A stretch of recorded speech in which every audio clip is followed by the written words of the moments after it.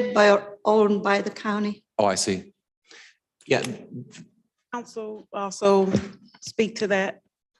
Through the chair, this question comes up every time I raise this issue, and every year they come back and acknowledge the fact that the county owns it, the county issued the bonds for it. So it is a county-owned property. I thought that issue had been resolved a while ago, but to answer your question, the county owns it. thank you, Felicia. No, I didn't want to reopen an issue that you've already resolved. I wanted to clarify it for my own understanding. It's not resolved. I see. Well, this sounds like the sort of issue that I would need to research better to fully understand the depth of your question. But I want to make sure that I understand it so that I can answer it. You're asking the activities of the EDC, could that be incorporated into the county's budget? Is that your question? Yes. I see. Thank you. That is not, that's just Commissioner Baker McCormick's question, but it goes deeper than that. So Felicia, please state your. To clarify the question, Yeah. it's not the activities of the EDC. We understand that they're a separate legal entity. The question is all of the revenue that is generated from the buildings that the county owns, the First Street Parking Garage in this building, the fact that those funds and all of those associated dollars should be included in the county's budget for then appropriation back to the EDC for management of the building. There's no written agreement between the county and the EDC for the management of the building. There's literally like one sentence in a bond document. But the question is, as far as the funds, it's the matter of including all of those expenditures and revenue in the county budget and then have that appropriation back to the EDC for the management.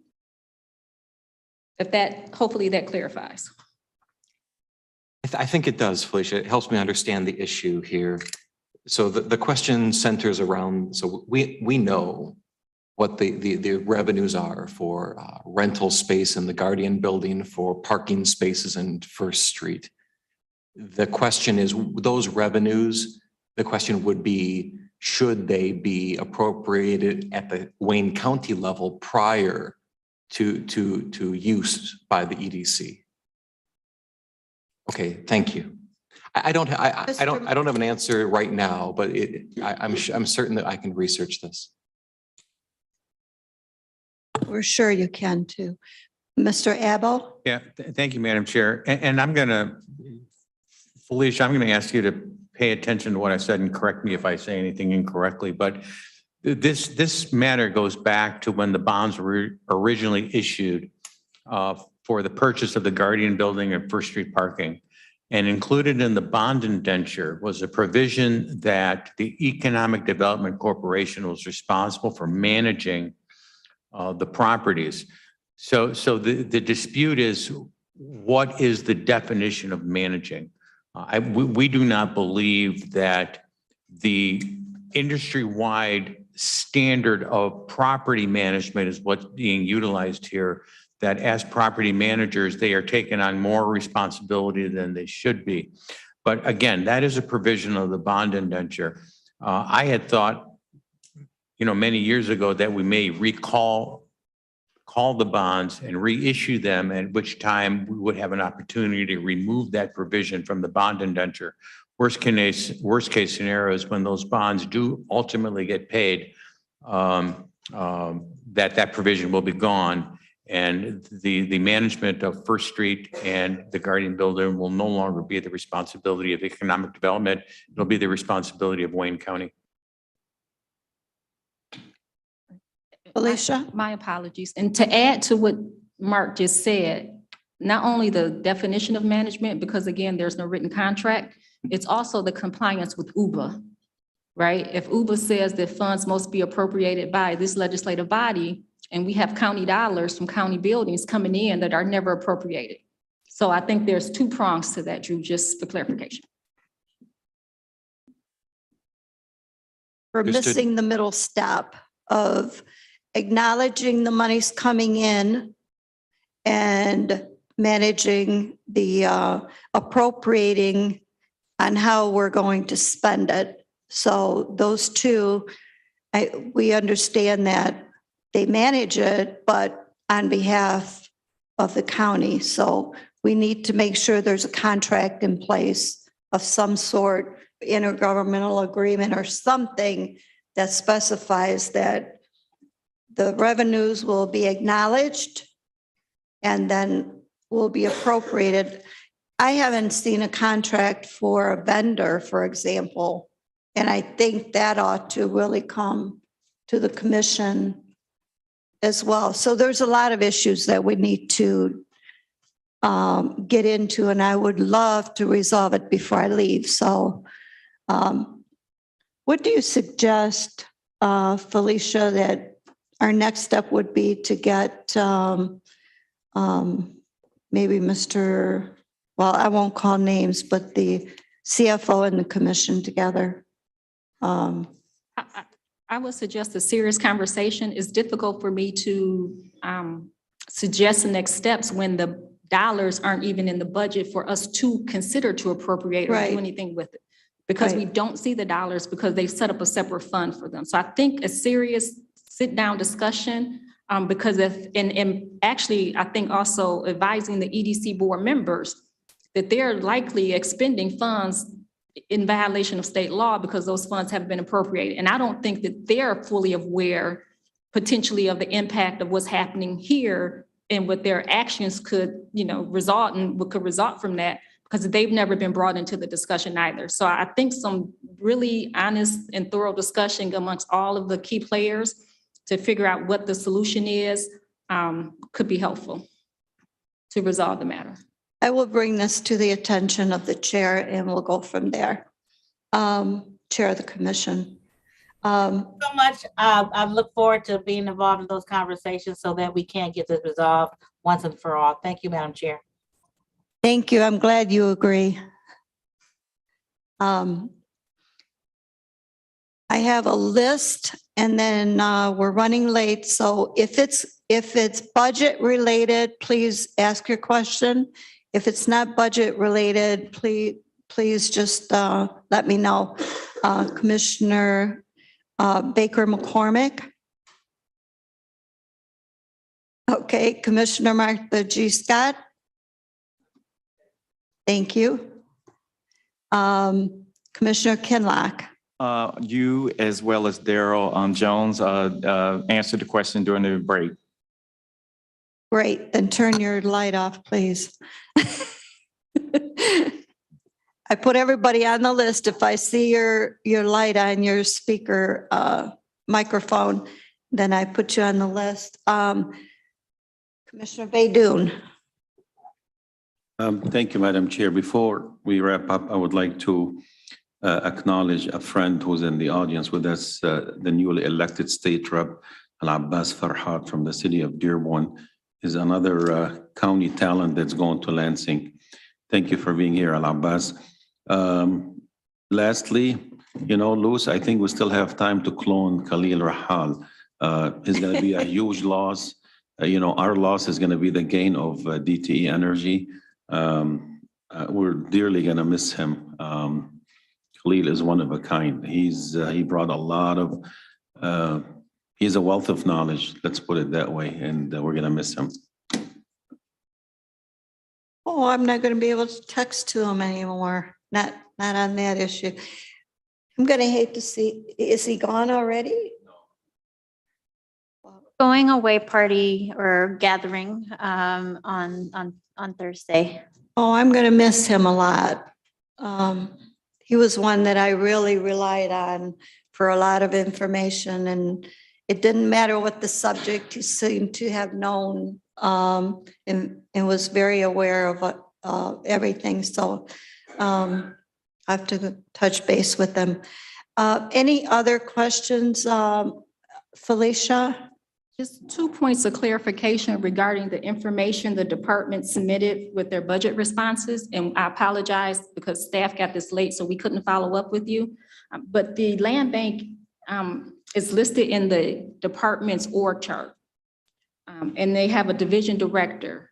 So is the land bank, which is a separate legal entity, a division of economic development department? And then my second part of that question is, the budget for the personnel that's listed in this division is actually housed in the CEO's budget. So is it a part of EDD? Is it a part of the CEO's office? Just clarification on the information that's been submitted.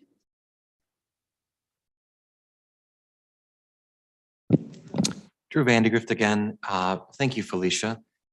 My understanding and much of what my understanding draws from is prior practice is that the business unit associated with the land bank, I believe, has been grouped with the CEO's office before, but I would not want to interpret that treatment on our books with a legal comment as to whether it is a separate legal entity. I understand that it is. So perhaps that's something that I can revisit and inform myself better about as I review the EDC, because there are some similar concepts there, concepts of where something should be budgeted when it is a separate legal entity. So the only comment to the department then is that you have the land bank, which appears to be a division, then you have Aerotropolis, which you have a director listed for under your department. And so the question is the org chart correct? And if not, can you submit a revised version of that org chart? And if it is correct, then obviously let us know. And then we'll probably have follow-ups as to how those separate legal entities are housed under a department within the county. So if you can just look at that and let us know before before we wrap up the budget. We'll do that as quickly as we can, Felicia. Thank you. Thank you. Thank you.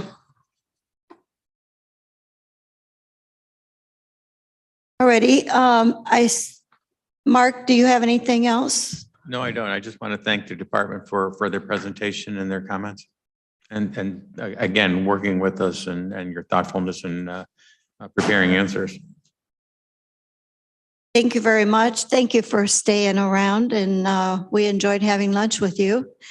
And we are going to dismiss you, and we'll go into the next budget presentation.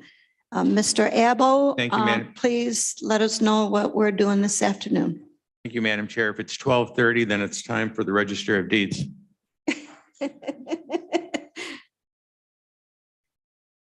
I apologize for running late, but we want to make sure that every member of the commission or commissioners present here at least get their questions answered.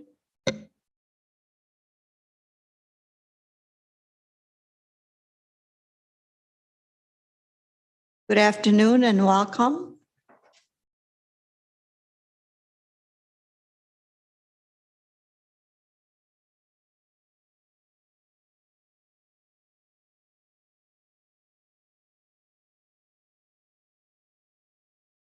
Good afternoon, Barbara Johnson, Chief Deputy Register of Deeds. Jenny Wright, Deputy Register of Deeds, Finance. Thank you. Are you Mr. happy with your budget? Yes, Mr. Youngblood's not here with us today, but he asked that I start out the presentation by reading a statement. It says, "Dear Commissioners, I regret that I am not able to present our budget information in person today, as I always look forward to our meetings. However, I have prepared and requested my Chief Deputy Barbara Johnson to deliver you the following new information.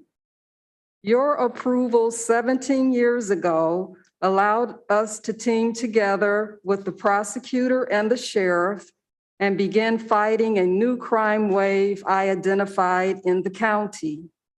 Since inception of the nation's first deed fraud task force, we have returned over 380 homes to the constituents who elected each of us, and among other responsibilities, gave the duty to protect their property.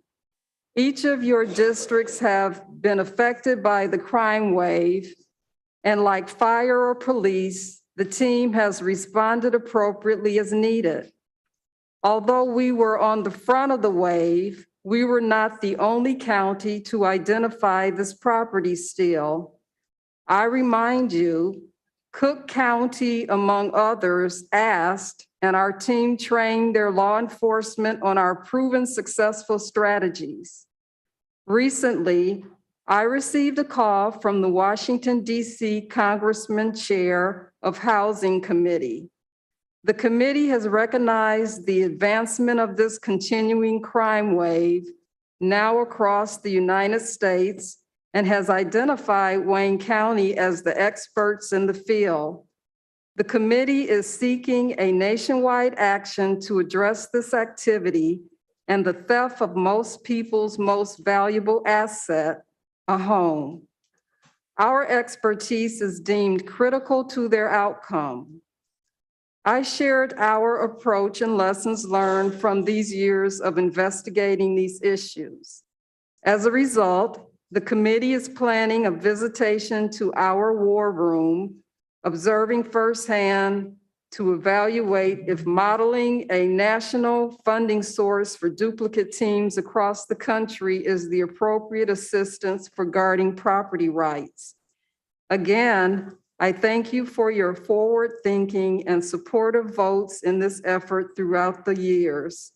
And I will inform you of further committee developments as they happen. Respectfully, Bernard J. Youngblood, Wayne County Register of Deeds. So, and I would like to continue unless you have a comment, but should I continue? Yes, you may continue. I just want to say I'm glad I was here for that.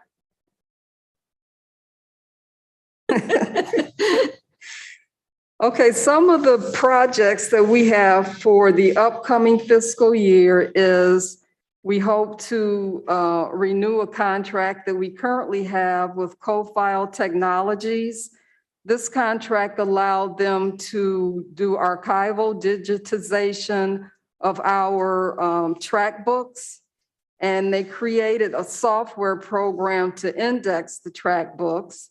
And along with that, they currently store our track books and our historical books. That contract expires March 31, 2023.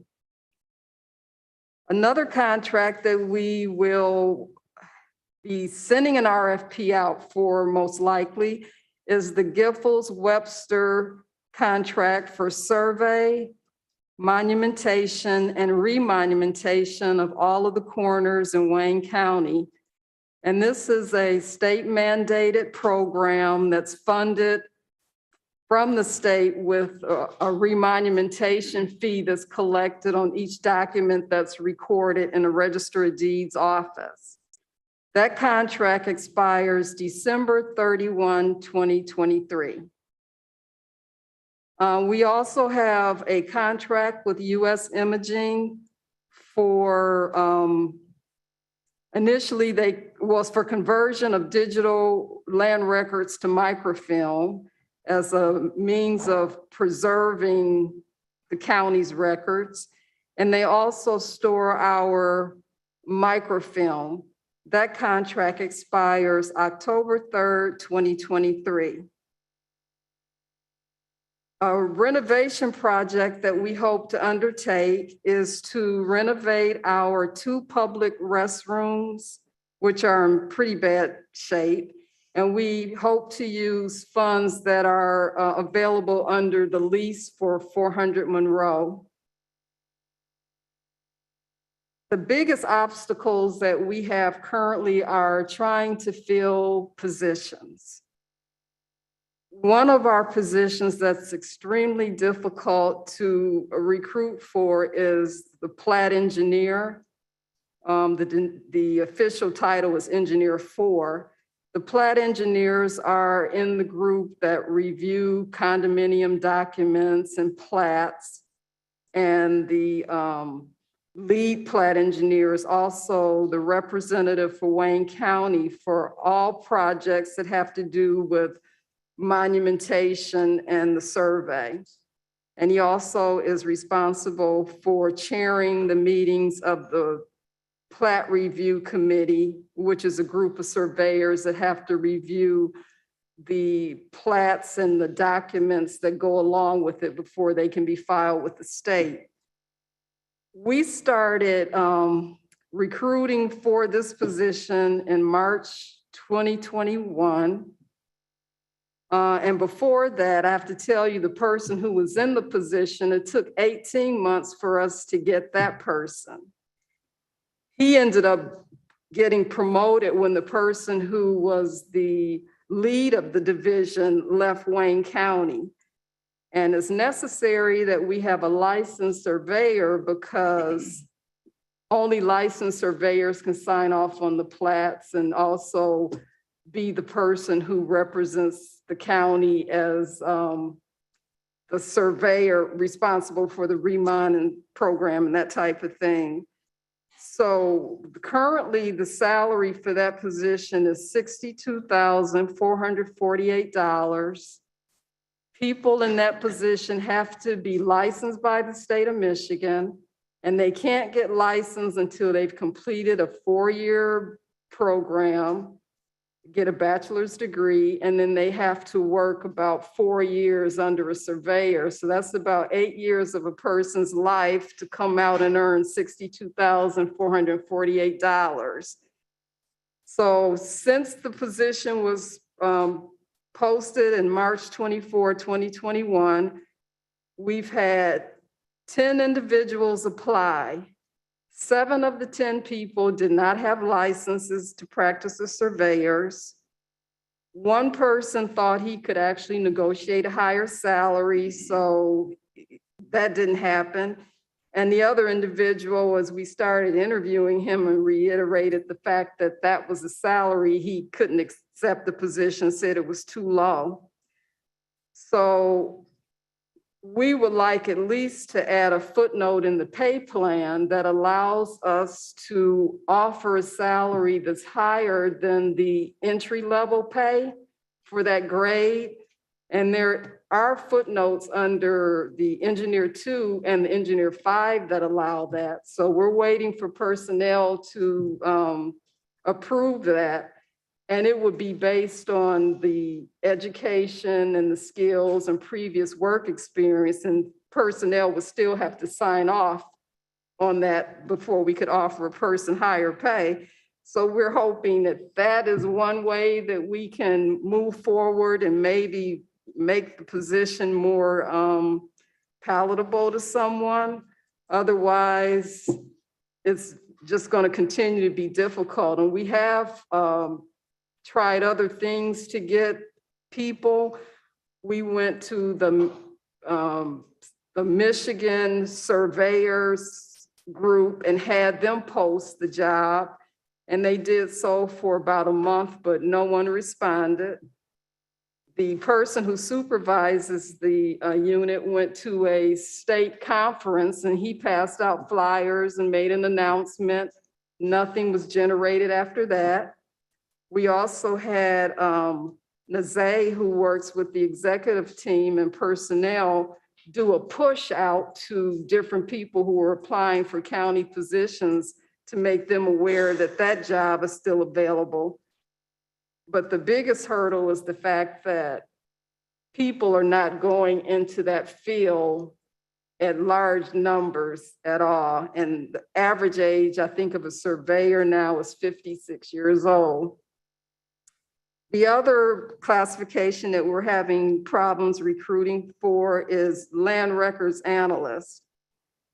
Well, I won't say we have problems recruiting because we get a lot of responses, but the problem is a lot of the people don't take the exam after personnel has gone through the effort of scheduling them. They don't show up.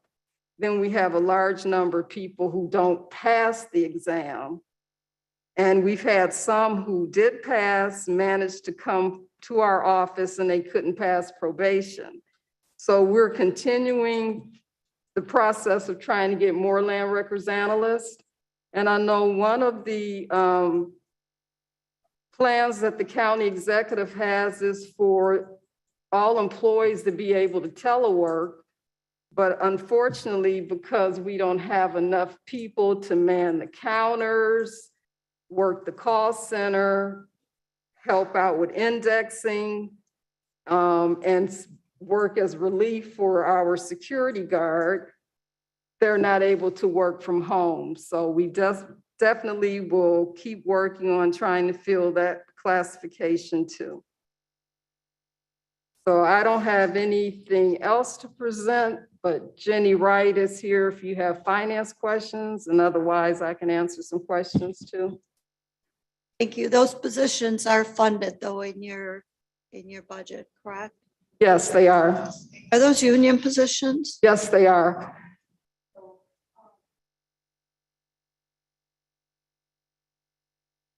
It is a process. Right. The engineer 4 position is in GAA, Government Administrators Association, and the land records analyst is in Local 1659. It should up this time and ask Mark Abel, do you have any questions about the budget? Madam Chair, actually, no, I don't. On this budget, it's again, status quo, virtually a 0% increase. Only a $24,000 increase against the $9 million budget.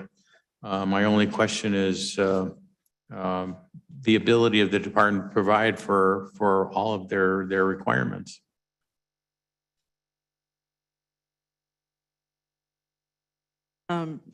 Right now, seeing as we have so many vacancies, we are, providing our service to the constituents. Our people are working very hard to do that. It's not a money issue, it's just a staffing issue of getting somebody in to fill jobs. Thank you, Madam Chair. Thank you, Madam Chair. Barbara, I just wondered if you could address, you mentioned about a surveyor that for the remonumentation, is that exclusively what they would be used for, the remonumentation? Well, no, that's just one of the things that the surveyor would do. They're responsible for reviewing plats, condominium documents. They also they do very detailed searches for people when they can't be resolved by our other classifications, and give assistance to us and various county offices that might need some assistance. Next question along that line is, does the remonumentation that in any way compensate the county for that portion of the work that the surveyor would be doing? Yes, our surveyor, which is the one who spends the time actually doing the remonumentation, is the engineer 5. And he does keep track of all of the time that he spends working on remonumentation. And that is something that's put in our budget for our remonumentation, and it is covered. And it's indicated in our completion report that we turn over to the state at the end of the fiscal year so that they know exactly how much we spent out of the grant for that. So it is budgeted with the grant funds. Commissioner Vice Chair Baden. Thank you, Madam Chair. As a real estate broker, I really value and appreciate what the Register of Deeds does for all the property owners in Wayne County. It's a little bit concerning to hear about these positions, which are very critical in protecting the public. A land surveyor, a qualified one, can make the right decisions. I mean, we have a lot of condo developments. We have a lot of issues that need to be resolved, and when there are disputes, and to hear that you're having a problem in this area is very concerning. And what can we do to try to help you in terms of finding the right people, the qualified people that can do these jobs? I think the biggest hurdle has to do with the salary, because anybody that spends 4 years to get educated and then 4 years to work under someone to develop skills, before they can even take the exam, when you come out, you want to make more than $62,000. That's not much money. Going to do something about that. The second question that I have, deed fraud. I know our prosecutor is here also. Has there been an increase or decrease in the amount of deed frauds in the last year or so? I heard something like during COVID, a lot of people were bored at home and doing a lot of illegal stuff. What can you tell us in terms of the statistics on deed frauds in Wayne County? Our experience is that deed fraud in Wayne County continues to increase. The unit is very busy. Our person actually does the intake, so he's responsible for retrieving the calls off of the hotline and also accessing the information off of the mortgage and deed fraud email site. And he does have a lot of appointments that he schedules, and those in turn are things that are investigated by the investigators who works under the prosecutor. So they are very busy doing that because of the volume of fraud issues that are developing. And do you have enough staffing to handle all these issues?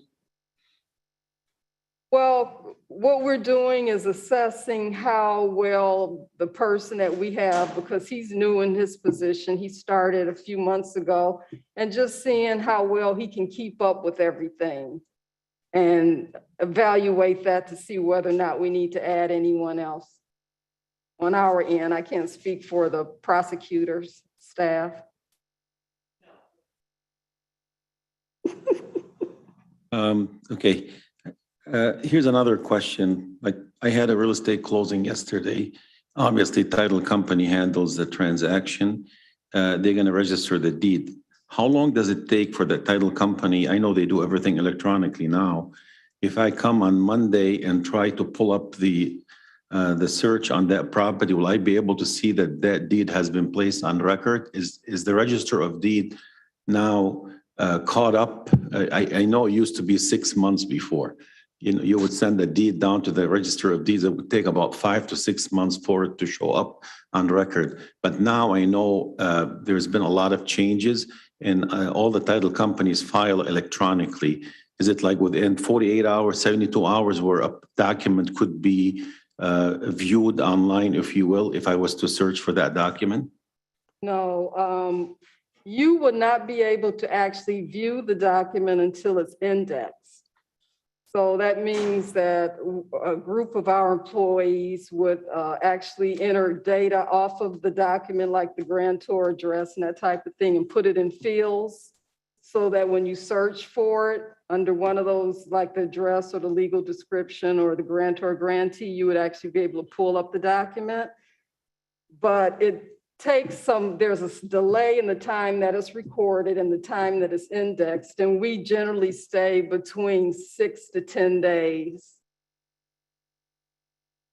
Thank you. Mm-hmm.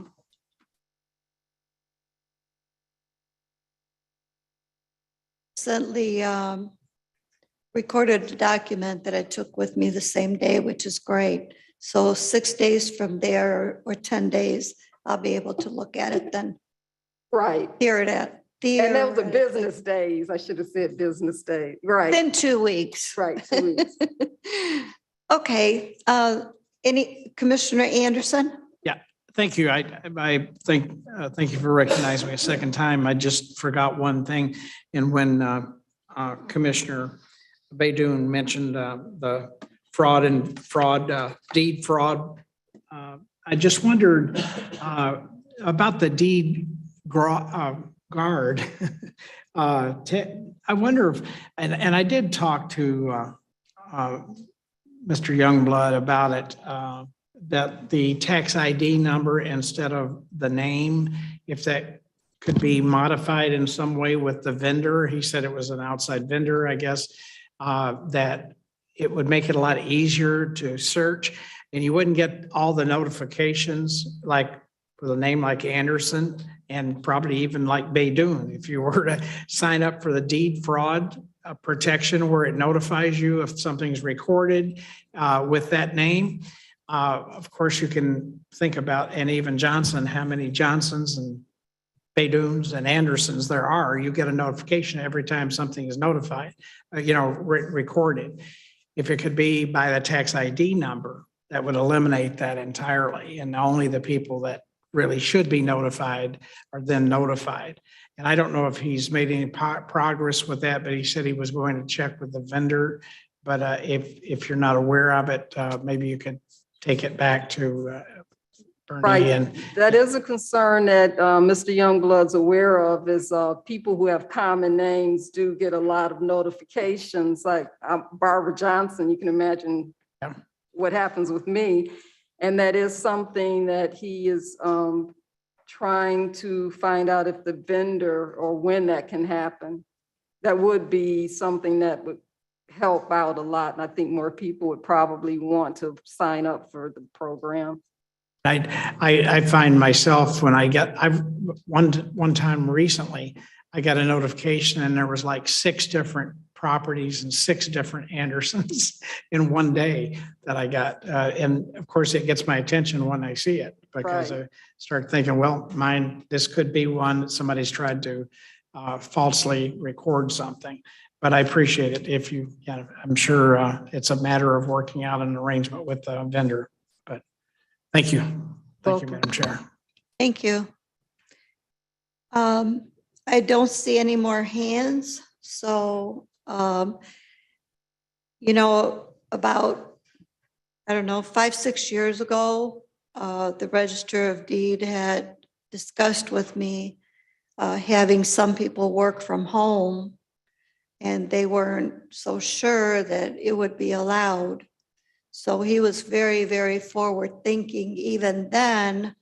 And the reason he wanted that was to save his employees some money on parking.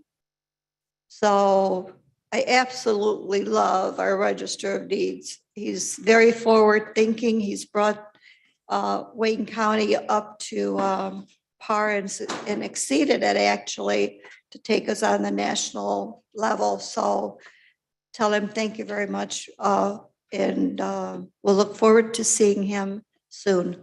Thank you. Right, and we do have one group of employees who are the indexers who work from home. And they do appreciate it because they're saving a lot on gas and parking and having to provide lunch. So they're very appreciative of it. Okay, we're going to close it out with Commissioner Marecki. Thank you, Madam Chair. You know what, while I have you here, usually I don't go into like personal things in my district, but can I ask you this question while you're here? I have emailed Mr. Youngblood and he wrote me back, but I have a constituent that wants computer terminals put through the county so he can go on and look to search for properties using addresses. And my understanding is people can do that. He's complaining that there's a charge to everything. Is that correct? I mean, if people go on, are they charged for looking up information if they don't go to 400 Monroe? Right, people have the ability to go to WayneCountyLandRecords.com. Okay. And they can, for a fee, search for documents. It's $6 for 15-minute search and $24 for an hour search. And we do charge because, as you're aware, we're self-funded. So the fees that we collect in the office and on the website, we use to support the office.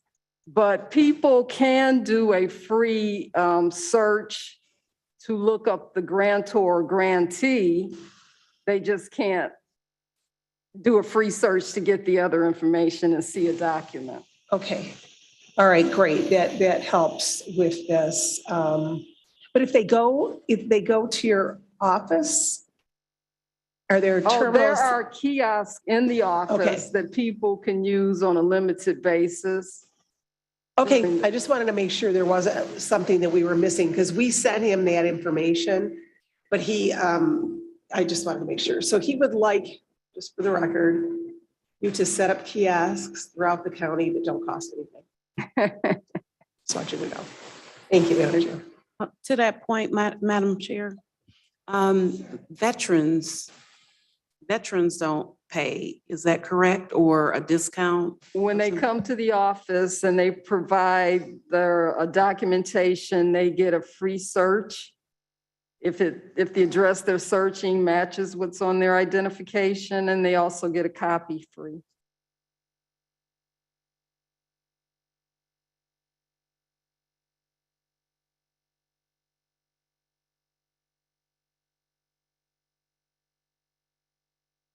Okay. Thank you very much for the presentation. Mr. Abel? Yes, thank you, Madam Chair. The next reporting department is the CEO.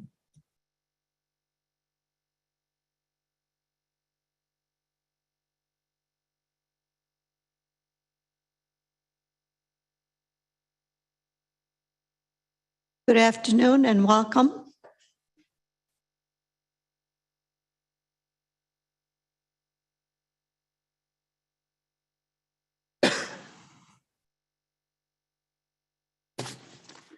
Good afternoon, Chair Varga, members of the Ways and Means Committee, Brian Manning, Assistant County Executive, County Executive's Office. So I'll do a brief kind of overview of the status of the office and kind of recap of this year's key activities in our operations and a little bit of insight as to kind of where we're headed next year. So you'll quickly indulge me. I'll promise to be efficient with the committee's time and leave ample time for questions. Thank you. So the total number of positions in the core CEO operation is at par. Mr. Cartwright, who is our land bank director, they are adding 2 roles in the land bank this year. I wanted to mention, we did add several key members to the team. Many of you, I think, have met and interacted with them, but I just kind of wanted to publicly, welcome them to our team. Stephen Grady Muhammad, who's our Deputy Chief of Staff, a veteran of Detroit City government and the automotive industry. His right hand, Derek Lockridge, also a veteran of the automotive industry and our Director of External Affairs, and brings a background as a Six Sigma black belt as well to the team, and a veteran project manager. Eddie Fakuri, as you have all met Eddie, and he's our Director of Government and Community Relations, joins us after a number of years with me as well in the Department of Health, Human and Veteran Services. And also, I'm not sure how many of you may have met Christopher Mattis, who joins us as a Director of Government Relations. He's from Senator Gary Peters' office and is helping us with your Lansing advocacy. So that's kind of the update on the status of the team.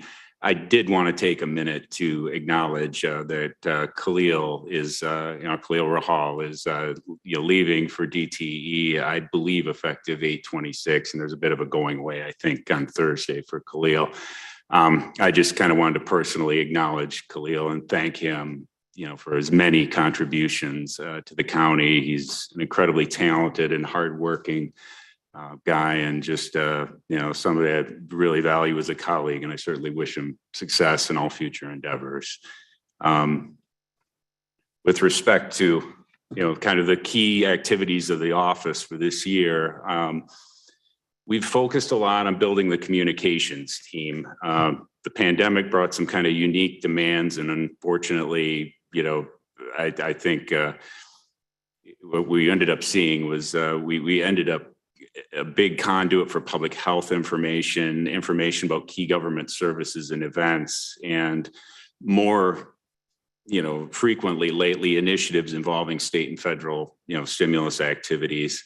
You may have noticed the quantity and breadth of our social media content is increasing as well. We're trying to get more information out there in the channels that, residents, constituents are using, and try to keep them up to date on county events and services. To that end, Our constituent relations is now external affairs and engagement, and we're building a county-wide event calendar, noting our significant departmental events and coordinating and timing our key events with other elected offices and improving our coordination with commission offices and staff. So expect, kind of to hear more from us, and hopefully, we get kind of the key events across the county and items in your districts kind of out in front of you so that you're aware of them with some advance notice. And We appreciate that when the CFO comes, when the executive comes into our districts, that we get knowledge of it prior to. Those are always nice surprises when I hear that he was there. So I might not be able to make it all the time, but it would be nice to be able to say a word or two. Thank you. absolutely. Major operational initiatives. Obviously, these are, I'm not listing anything here that's going to be unsurprising to members of this body. The transition of the medical examiner's office right now, in which I'm personally involved along with Chief Operating Officer Janelle Allen. The hybrid work and telework policy, which again, both of us were fairly involved with as well. And I can speak to that a little bit toward the end of the presentation. And of course, the criminal justice complex transition effort as well. We've maintained our ongoing intergovernmental coordination efforts. I think we are still doing our Monday morning meeting with the other elected officials and key departments in the county. We have continued the 43 community call on Tuesdays as well. And in general, I think one modest improvement, blessing, I guess, in the wake of the pandemic, is it has brought us a lot closer. I think, as operating, areas of the county, it really has become one county in a lot of respects. And certainly the lines of dialogue with the communities have been very significantly, increased in the last several years as well. With respect to this current year, and there's no way to say that at the top of the list of concerns, of course, are the employee vacancies and looking at things like recruitment, retention, training, our technologies. Looking at the overall employment market and approaches that other large companies, large units of government are employing to attract and retain their team members.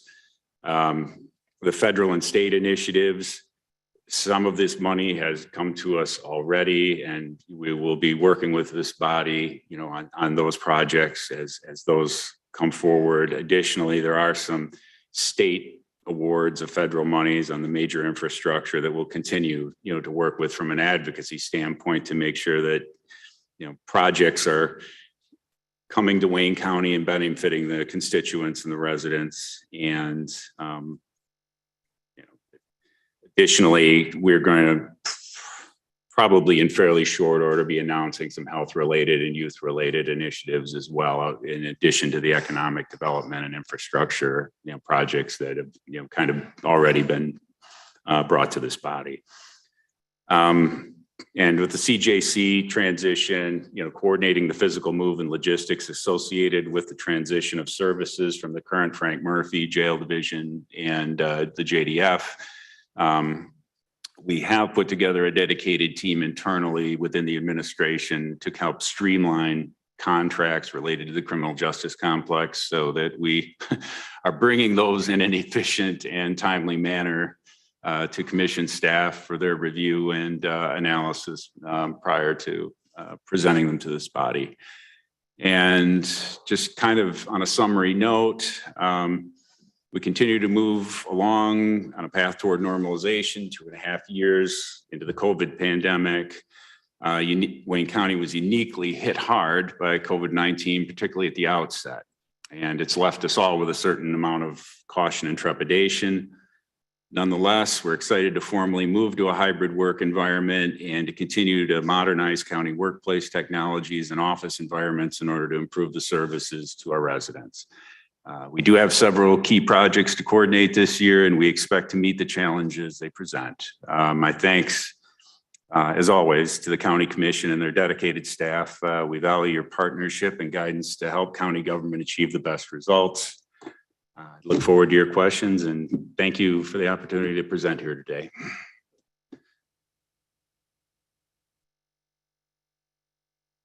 I actually don't have any questions, Brian. Thank you. Hey. Thank you, Mr. Abel. Commissioner Markey? I forgot to turn off my mic. I forgot to turn mine on. I'm swinging and Commissioner missing here. Baydoun? Thank you, Madam Chair. Brian, the $1 million question, what is our strategy? What are our plans to replace Khalil Rahal? He was a great asset, and he is still a great asset to Wayne County government, but we are going to miss him, obviously. I hope we have planned to replace his talent if we can. I don't know if we could. Right. He's got big shoes to fill, that I can tell you. The last part of your question is duly noted, if we can. We are, to my understanding, in the early to middle stages of discussing with a couple of candidates possible transition. And I mean, it's as you well know, it's very difficult to just kind of plug and plug new people in who are this steeped in knowledge of the institution and everything that we do here. And I think whenever we bring somebody in, particularly at a level like that, all of us kind of as colleagues in the office and leaders throughout the county, we just kind of have to commit to working with these thoughtful, talented, and experienced people that we bring in for these roles and kind of, give them the lay of the land and talk about priorities and sort of the unofficial ways, certain things, evolved around here through the decades. I mean, it's a tough loss, but at the same time, we're very happy for Khalil, and you can't hold, your friends and colleagues back from great opportunities, of course, but we'll work hard to maintain a strong team. I think it's also worth noting that all the successful people that I know came out of the prosecutor's office. So kudos to Prosecutor Kim Worthy.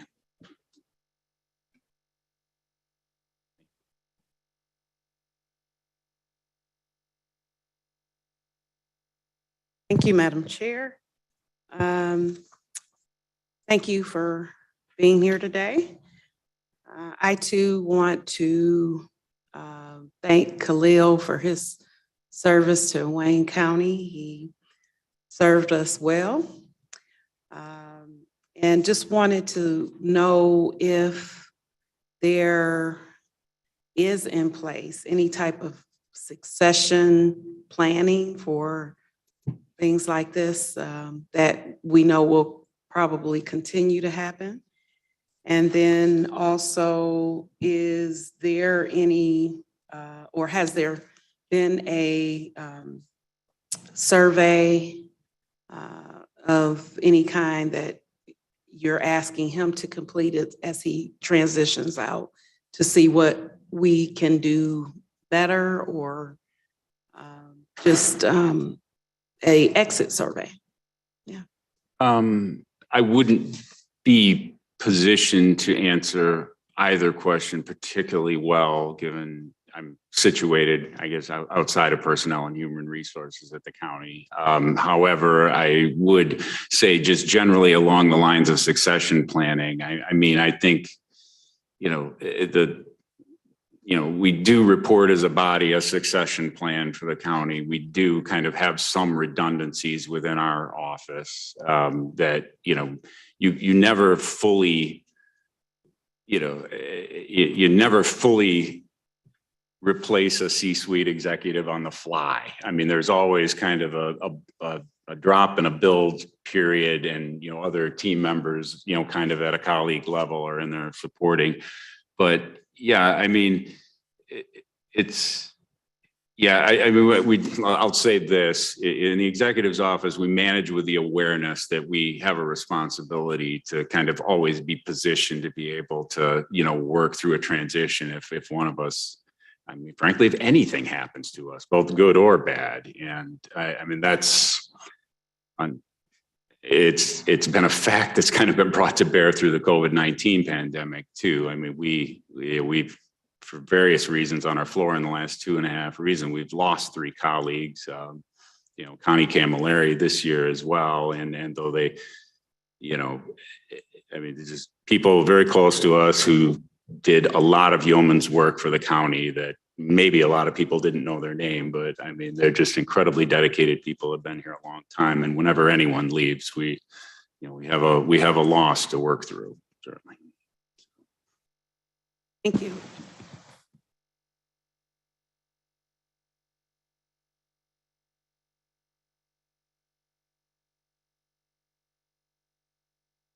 Thank you, Madam Chair.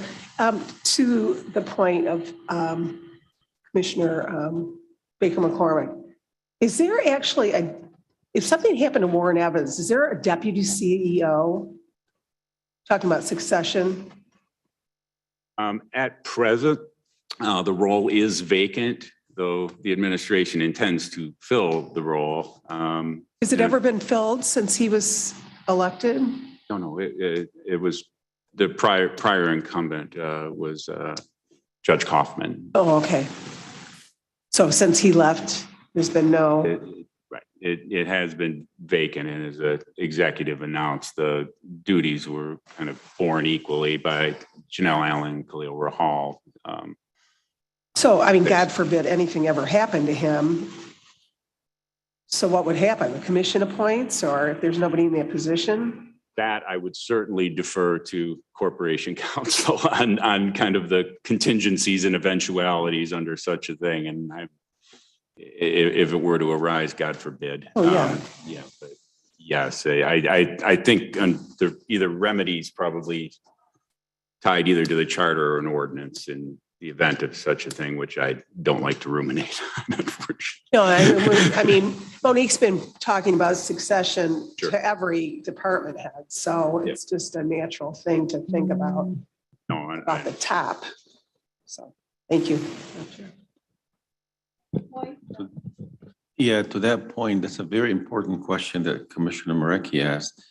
God forbid, our dear friend, the executive, something was to happen, if gets sick or something, do we have, is there going to be an appointment for the deputy chief? I mean, the deputy executive, I'm sorry.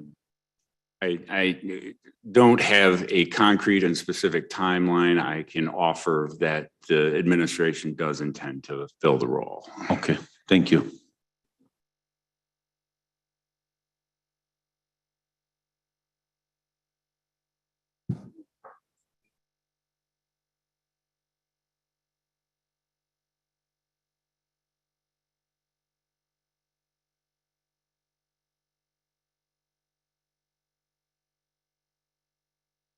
Good morning. No report other than what Mr. Manning has already reported.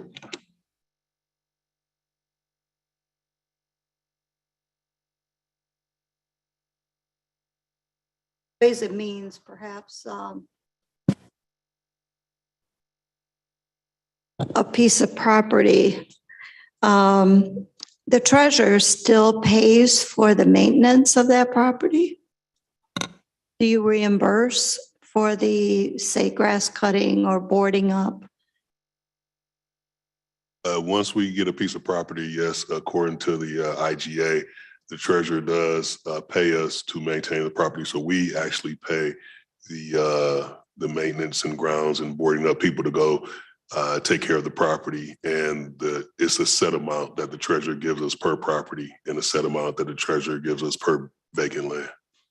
And then when you sell it, the total amount goes to the land bank. You don't reimburse for the maintenance.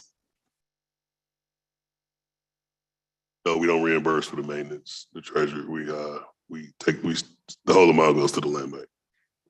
That's a pretty good gift.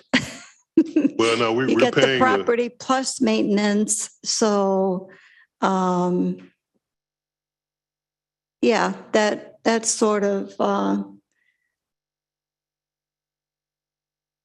it doesn't work out that great all the time. We don't get the greatest of properties in the world. Like we're very last on the totem pole. So maintenance can go for 6 months or maintenance can go for 5 years. You know, so it's just depending upon the asset that we get from the treasurer. Felicia, do you have any questions from the land bank? Through the chair, just to follow up to with the comment you just made, the line of questioning, again, it's not clear how the treasurer can give over the funds for the maintenance of property because he also transfers title. So the county no longer owns the property. And so we've raised this question with the county and corp counsel in the past to, have an explanation as to if the treasurer no longer owns title to a property, how can he then pay for maintenance of that property? And then the question became from this committee, is the land bank then reimbursing for that maintenance cost to the county to make it whole? Understanding that, of course, any funds given over to the land bank reduces the DTRF, which ultimately reduces the amount of general fund dollars, the amount of money that's transferred over into the general fund. The second question is something is also related to the land bank. So it's my understanding that the proposed budget for the land bank that's housed in the CEO's budget is $1.5 million. My understanding of the arrangement is that all of the employees that work for the land bank are actually county employees housed somewhere within the county, but they're county employees. The county pays that 1.5 million, and then the land bank reimburses the county. And so the question is, what is the legal basis for that arrangement? We've asked in the past for an agreement and why there's no agreement between the county and the land bank for that arrangement, and how the county can simply give county employees in resources in the amount of over $1 million to a separate legal entity, and then have that legal entity reimburse the county, and there's no written agreement for that arrangement. So once again, this year, I asked that same question. How can that happen without some sort of written arrangement for that? Or on the other hand, which is something I believe happened in the early stages of the land bank, the county simply budget money to the land bank, but I don't know that we want to go there, but some type of arrangement to make this more clear, because again, we're giving staff and resources and a large amount of money with no written agreement for a separate legal entity who has their own board. So they're technically not controlled by Wayne County. So once again, I raised that same question. Thank you.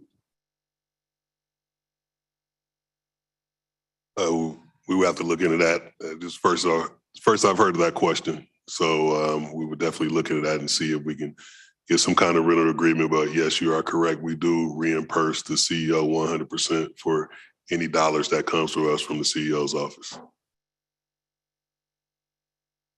Thank you. When could we look for the answer? As soon as I can get with M&B and Brian and the guys, and hopefully it'll be real soon. Before we pass the budget, I hope. I hope so. Thank you. You only have a week. No, we would like to put some of these things to bed because we've been dealing with these issues for many, many years, probably before you became, you were put in this position. So we would like to finally put everything just the way it's supposed to be. So thank you very much. Thank you. Any other questions by commissioners or staff? You did well.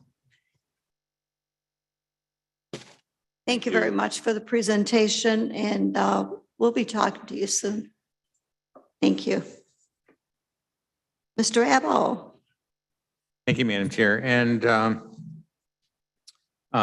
next presenting will be the prosecutor's office, and we have our prosecutor, Madam Prosecutor Kim Worthy.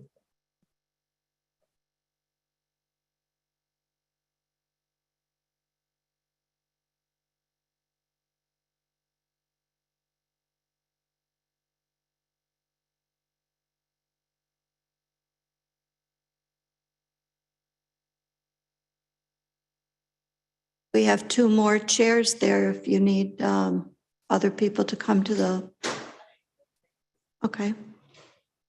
Good afternoon, Madam Clerk, Madam, yeah, Prosecutor. Oh, okay. Thank you very much. Before I get started, I just wanted to have a very, very quick point of personal privilege. I wanted to thank Commissioner Varga. I know that you are retiring. And over the years that you've been the chair of Ways and Means, you've been very accommodating to me personally. You have given me extra time when needed. I'm not asking for any today.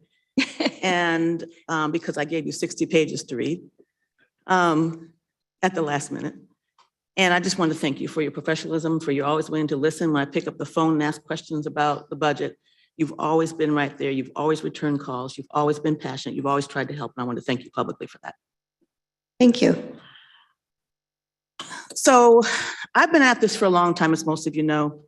And I have to say right up front, because everything I say today is going to be related to recruitment, retention, caseloads, and the burden on my staff right now.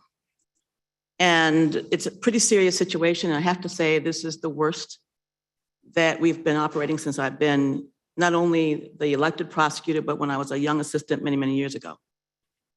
And my lawyers are, and this includes the lawyers, the professional support staff, the advocates, the investigators, everybody on staff. It's been extremely difficult. We have been expected to carry loads that are frankly inhumane. And I'm going to talk a little bit about that in a minute. And I did give you some examples in the materials. In these materials, I basically gave you an explanation for everything that we're going through in the Wayne County Prosecutor's Office.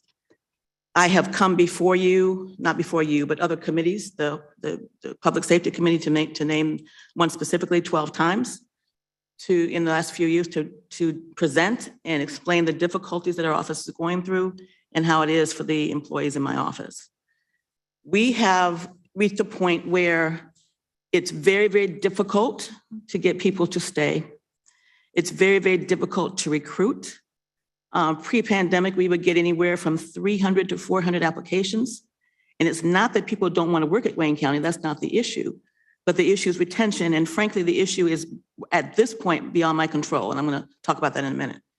We are talking about lawyers who are having mental health issues, stress issues, wellness issues, that are worried about their families, their children, everything that they do being affecting them at work. We are talking about lawyers who basically break down during the day, advocates who don't have time to reconnect with victims, investigators that don't have time to investigate cases, and support staff that are overworked and being asked to do 5 or 6 different things. And I do not think that we should continue to have this at an acceptable level. You cannot have a staff perform the work that we do. These are life and death situations that we're dealing with. We're dealing with dead children. We're dealing with rape victims. We're dealing with carjackings. We're dealing with people who are robbed. We're dealing with serious, serious issues, the entire office. This is not something you can turn a light off at the end of the day and come back and the work is gone. So we deal with these on a regular basis, and we also don't deal with them during a normal 40-hour workday. This is a 24/7 operation, and we're being asked to do things that we should never ask anyone to do. We have a homicide prosecutor, for example, that they carry 45 homicide cases apiece. You shouldn't even be carrying 10. We have sexual assault prosecutors that are carrying 50 cases apiece. You shouldn't even be carrying 15. We are in violation of the ABA standards. I included the language in the materials that I sent by over 200%. We are having general trial courtrooms, most of them who are new, because about 85% of my staff has less than 5 years of experience, because all of the intellectual knowledge, or the knowledge that we have, institutional knowledge, that's the word I'm looking for, have gone out the door. Mainly because they can work anywhere, do anything, they're attracted by other people, and they're not leaving to do other jobs other than be prosecutors somewhere else. They're not generally not leaving to be insurance lawyers or defense, certainly not defense lawyers. They're not leaving to do any of that. They're leaving to be prosecutors. We have general trial prosecutors who have 200 to 300 cases apiece. We have domestic violence prosecutors who have over 500 cases apiece.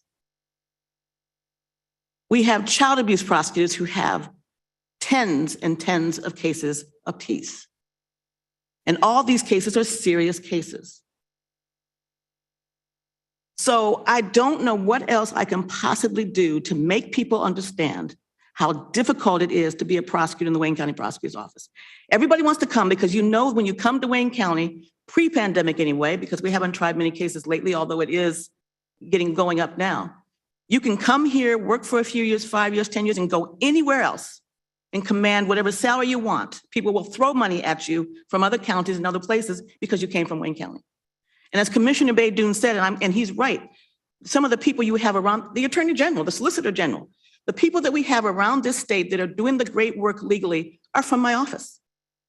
Not all of them left because of what's going on now, but it's important to note the type of caliber of people that come here. We have people come here because they want to help people. They want to make a difference. They want their life's work to be meaningful. They want to help our victims. They want to help children. They want to make sure that people who do heinous things to people are brought before the law. But we can't keep people the way we are now. We have lost over 100 people over the last few years. Most of them come to my office, very upset because they don't want to leave. They're leaving for things that are out of my control. It's not just that we can't recruit. We can't recruit because we can't compete. I can't compete with a Macomb County who pays more, whose workload is a lot less. I talked to Prosecutor Lucido, and I asked him about these things. We had a very lovely talk about many things, not just staff. And I said, well, people are in my office with 45 homicide cases apiece, and they probably come to your office and have about 10. He said, oh no, 1 or 2. And so even little things like parking. I've done a survey around my colleagues, 83 counties in the state of Michigan. Wayne County is among the very few that make their employees pay to park to come to work. Just little things like that would be helpful. I can't even tell you the stories that I'm hearing from my assistants, from my advocates, from my investigators, and from my support staff about the difficulties they are having working for this office. We cannot continue like this. And not just me that has to take ownership, but the county has to take ownership of this too. I don't control the healthcare plan. I don't control the fact that we have to pay for parking. I don't control the fact, and I gave you, if you have your materials, or maybe later if you look at them, I'm gonna go through them very, very briefly. But I gave you attachments 3, 4, 5, and 6 that have about 100 suggestions altogether about what we can do to make it better for people. It came, and I want to acknowledge Amanda Morris-Smith, who is the president of the GBA, a brilliant appellate prosecutor that's here that provided many of these materials that you're going to read.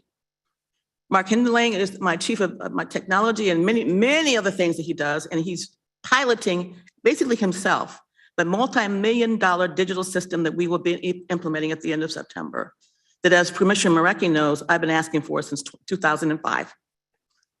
And so I don't want to overstate, but if I do, it's still necessary. I have to get all of you to understand what we are going through in any given day. My prosecutors, my investigators, my advocates, my support staff do not want to hear me say, this is what I'm planning to do for you. This is what I'm trying to do for you. This is how it's going to get better. They don't want to hear that. They want to hear what's going to change and what's going to happen now. How is tomorrow going to be better for me? How are we going to get rid of this backlog? And that's the other thing. Wayne County has always prided itself in getting through major cases, all of our cases mainly, from 90 to 180 days. That's when the case comes into the system and is brought to us by law enforcement, and by the time it's ended, 90 to 120 days, of course, that was pre-pandemic. We were not like Chicago or New York or LA, that it was usual for them to have people in prison for 2 years. It took years and years for cases to get through the system. But now, on top of all of our issues that we're having, we are still looking at cases from 2019, 2020, 2021, and 2022. And soon, in 5 months, we'll be in 2023. So on top of all the cases they already have, new cases are coming in every day. It's not like they just have their cases. New cases come in every single day. We need some relief.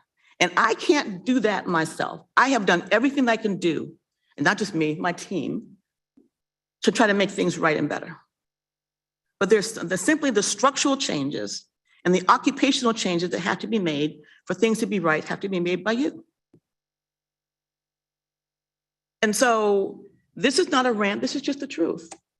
And I would be derelict in my duty, even though you've heard me come and talk about our lack of resources since 2004. And I've always asked for the things in our budget that we need. I never talk about my pipe dreams and what I want and how we can really do justice for the citizens of Wayne County. I talk about what we need to survive. So this is where we are. 1,000 levels and feet of crap, and then my office and what people have to deal with. Drowning. I don't know any other way to say it. So the budget that we submitted reflects all that. And then we had a good meeting with the budget director. I'm glad that he's here. I'm going to talk to him in person before I leave.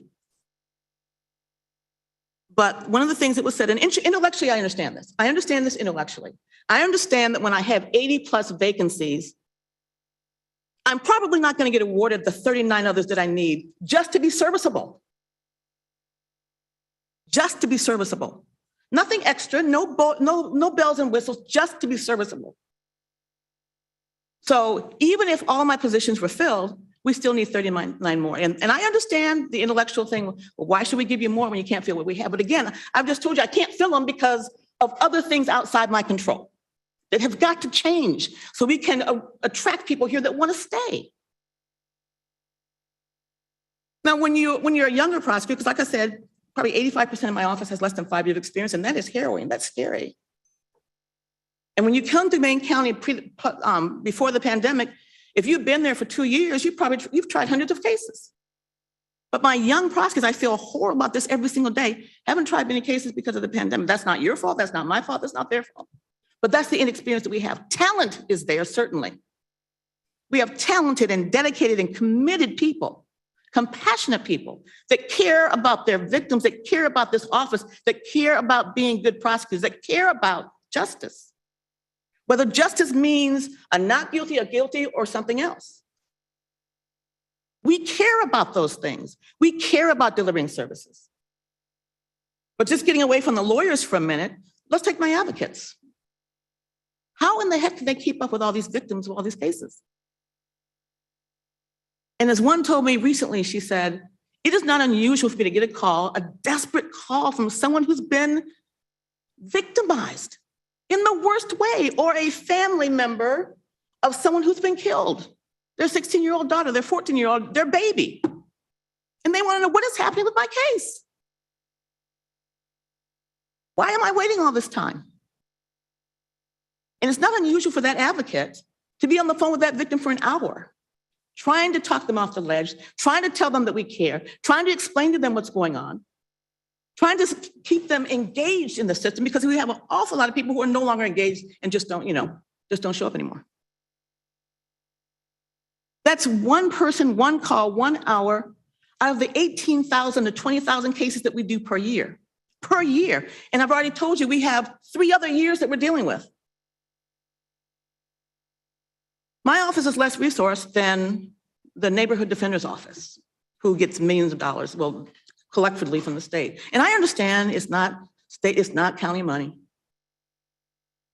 But NDS, the defender's office, does 1/4 of the cases that we do, 1/4. And guess what?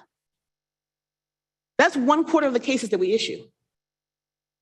We will typically issue only 2/3 of the cases that we have brought. So they're only seeing 2/3 of 25%. But their lawyers get paid more, they have more support, they have a training staff, they have social workers, things that we don't, they have parking, things that we don't have. But yet we get 18,000 to 20,000 cases a year. So I'm gonna just move on now just for a couple of, let me just say one more thing. I love Barbara Johnson, and the Register of Deeds has been very good to me too. He funded our deed fraud unit for many, many years, free. And she was talking about, was it a land surveyor, Commissioner Dave Boone? Yes. What you were asking? And how it's hard to have it. They have 4 years of college. They have 4 years, I guess, of watching someone else do the job or something. And they come and they make $62,000. And that's not a lot of money. That's less than assistant prosecutors get. And typically it's not unusual for them to come to the office with $200,000 worth of law school debt. So we have to keep things in perspective. Nothing, and I've said this before, and then I'm gonna move on to what I really need to say.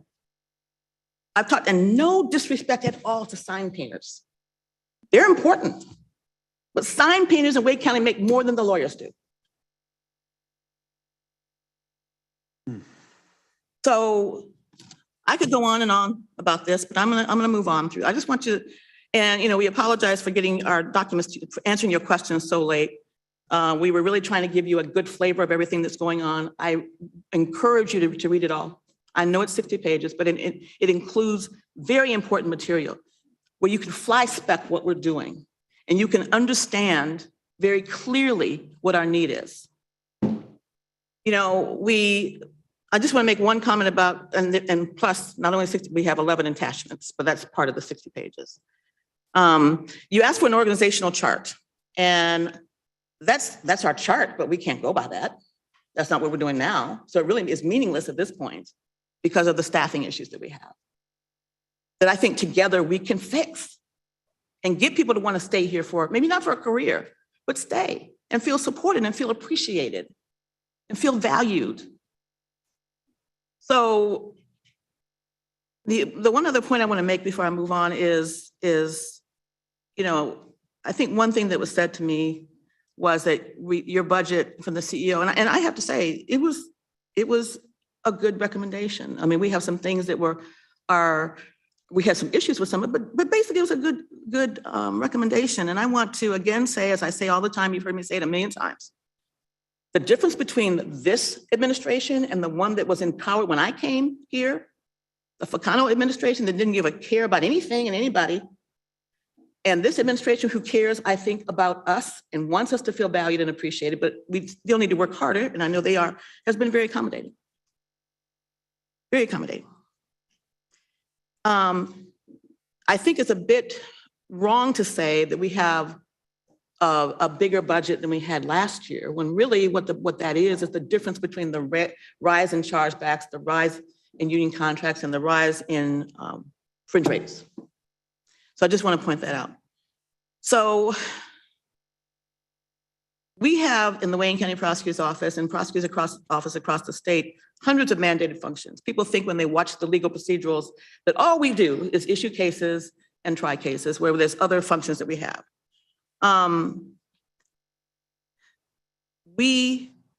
Your question number 3 and 4 is really what I want to focus on for the time that I have left. And again, everything's here. No, the level of staffing is not, and this is the question that you asked, is the staffing level adequate with the activities of the office? No, it's not. Unequivocally, no. I've already talked about how the defender's office, who does a modicum of work that we do, is better resourced than we are. I've talked about some of the stats that we have, but it's office-wide, and those are just a few. But Detroit is just one of the communities that we have out of 43. And we do a lot of work for the federal government as well.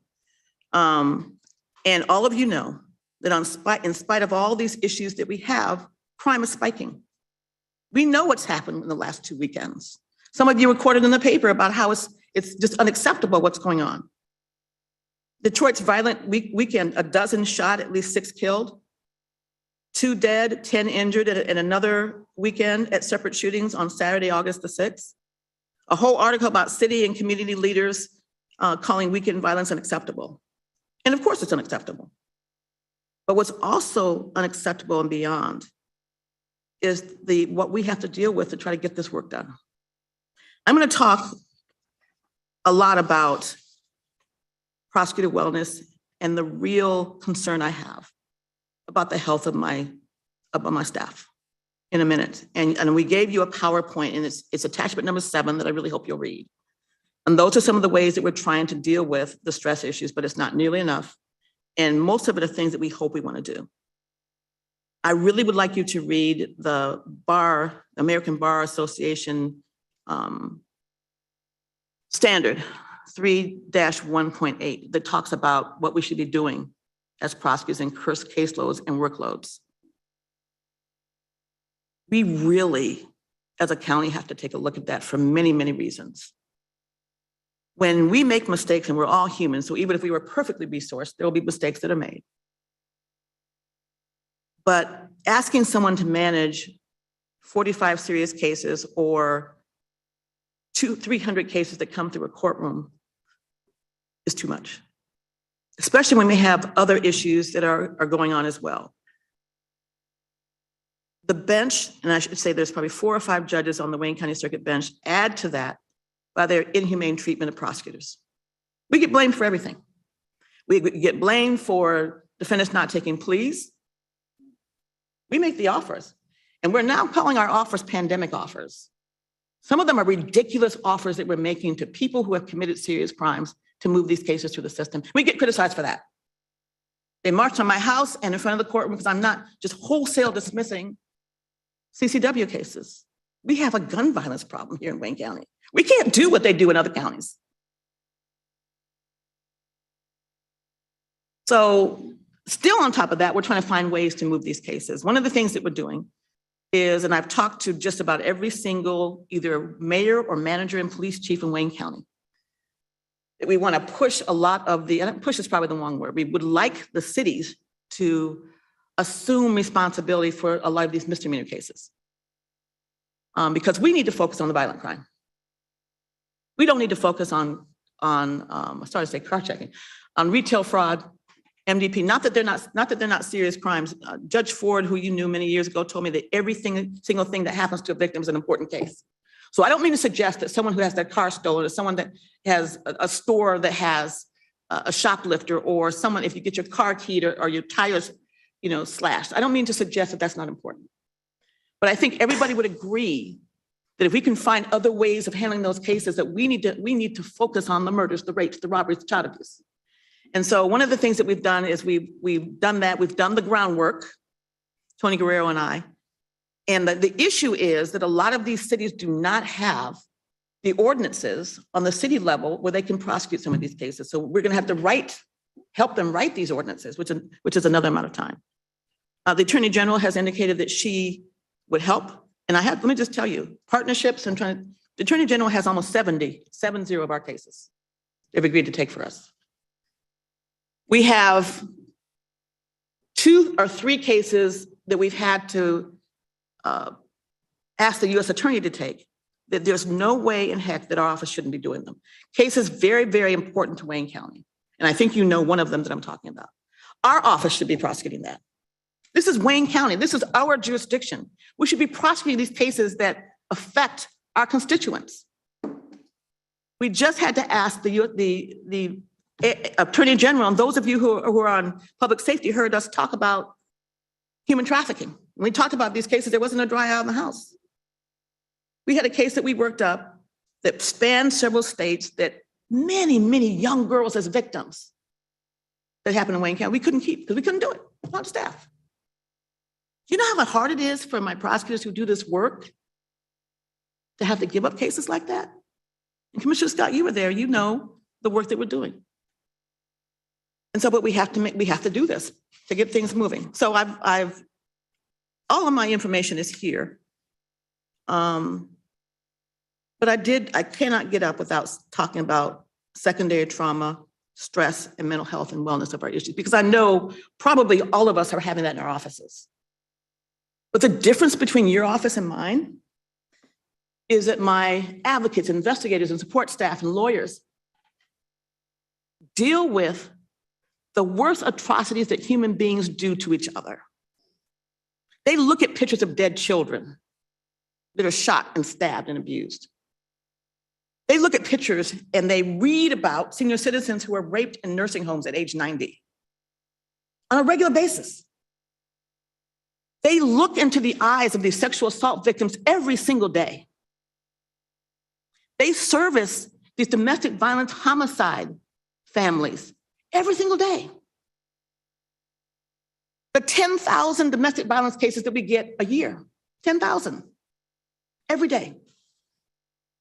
We're human. They're human. There are, I don't want to say consequences, but there are effects that can affect you. On top of all this pandemic, on top of all these caseloads that they're trying desperately to properly do. So, and I will be happy to talk to you personally, but in the attachment I said, number one, thank you to the CEO who gave us $25,000 we asked for our mental, well, not mental health, but for our wellness programs. And that the thing that was on the screen a minute ago explains all of that. But also, I have to say that when you have, and we've all had it, staff members who have died, we had 2 that died in rapid succession and 1 that died a little bit before that. We've all had that in our offices, especially during COVID. I reached out for grief counseling and I think it was Khalil who sent me the information. Maybe it was Janelle. And some of my staff took advantage of that.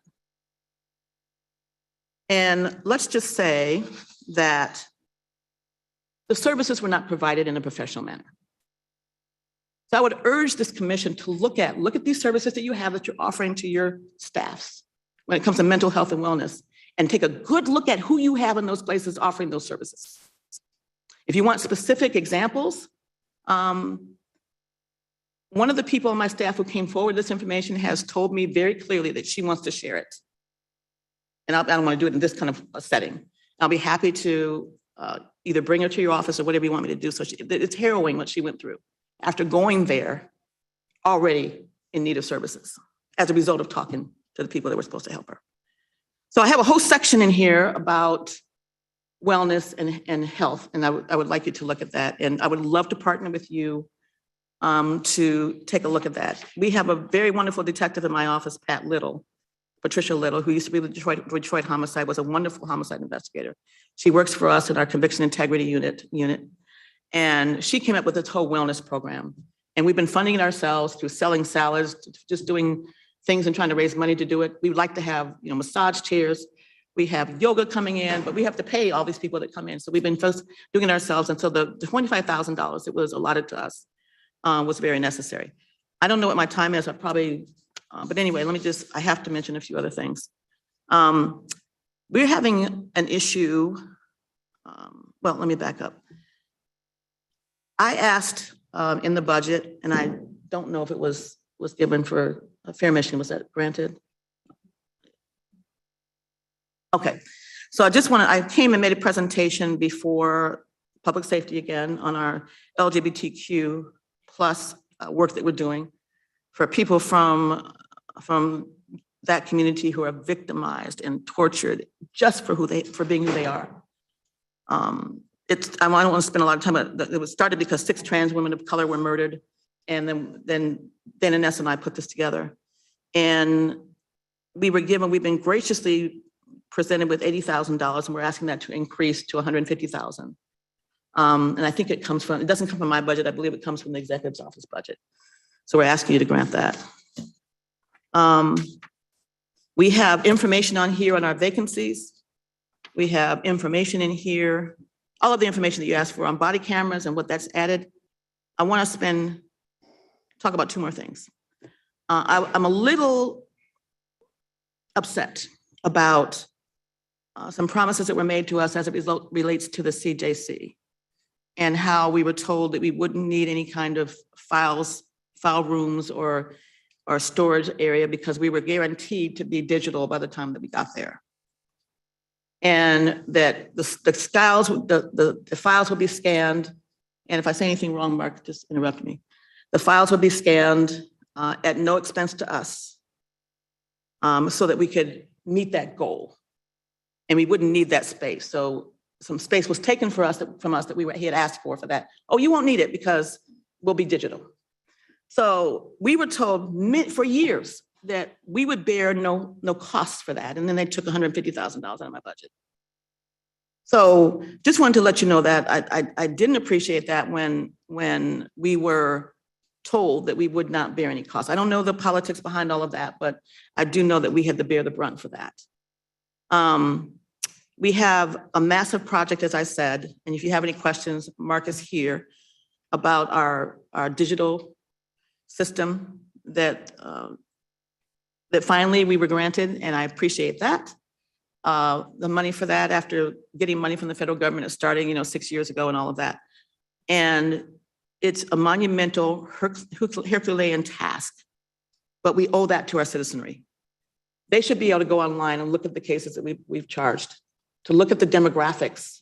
Are they African-American? Are they white? Are they Arabic? Or what are their distinguishing features? So they can see their criminal justice system at work. They can go there in 2022, and we should have had this 10 years ago. I know Commissioner Marecki, many offices across this country, and I say that because I know you have an interest in that. We've talked about that many times. And have these digital systems that Chicago has, that LA has, that New York has, that people have, and they can look at different things that are happening. I don't know if we're going to be able to get there at first, but at least we're going to be able to hopefully eventually talk to our courts that we can't talk to now. We're in court downstairs and our computers don't talk to each other. We can't talk to, and I don't think initially it will be even with the system, we can't talk to our 43 police communities. And so this is the work that's finally getting going, and we're very, very happy about that. Mark, is there anything I need to add to that? Is anything wrong? But we have this information here for you too. So I did want to thank you for that. But I just wanted to let you know what a huge task this has been. We're happy to do the work.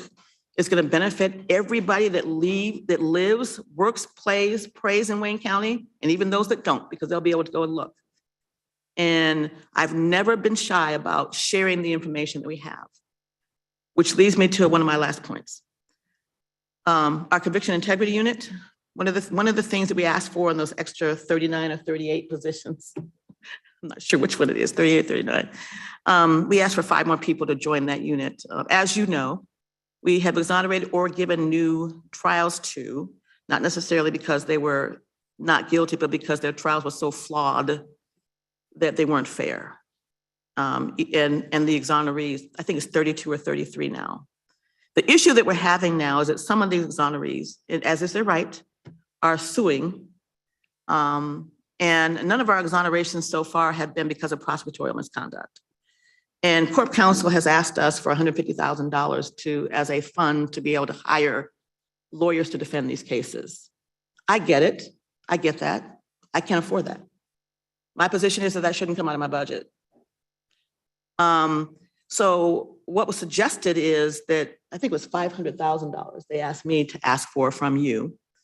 And this is no fault of the county because we didn't put it in the budget. But I wanted to just bring this to your attention, to be able to pay those lawyers to defend these cases. If I was a person that gave up easily, I'd say, okay, we just won't have the CIU because it's just causing too much trouble. People are suing, but that's not me. And that's not how we're going to run this office. We're still going to try to do what we need to do.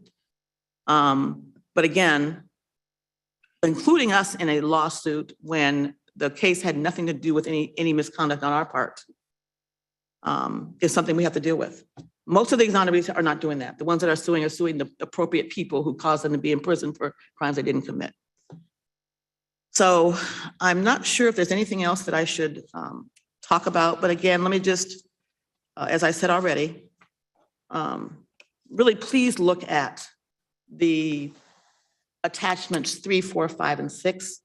One of them is from the Government Bar Association, the GBA, about specific long and short-term solutions. We don't just come here talking and complaining, we bring solutions with us about what we can do to have and help the caseloads attract, retain lawyers in their case.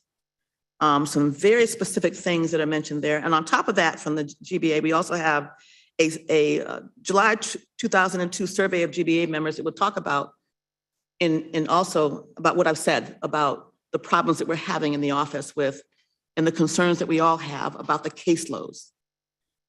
Most people that are leaving now are not leaving because of the money. They're leaving. I'm not saying that we don't need more money, for sure. Since apparently we make less than a land surveyor, but and that's no disrespect to land surveyors at all. At all. Everybody should be paid what they're worth, is my point. And very specific things that they looked at and why people left, et cetera, et cetera.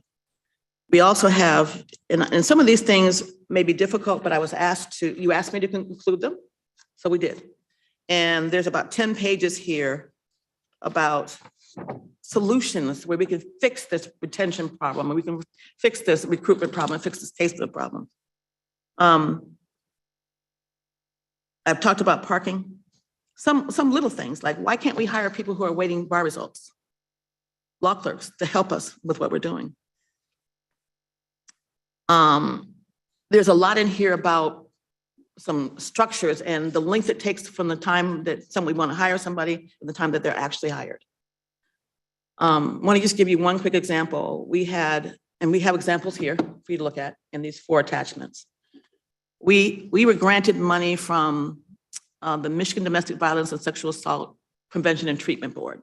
It's a long board that's an arm of DHHS.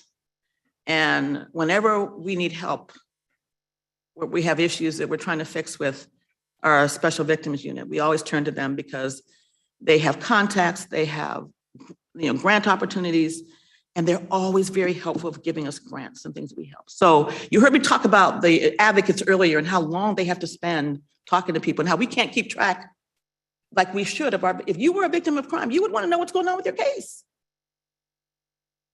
You would want to know what's going to happen, but we don't have enough advocates for us to be able to give that personal attention to people who have been victimized. So we got, I think, 7 positions from that particular outfit.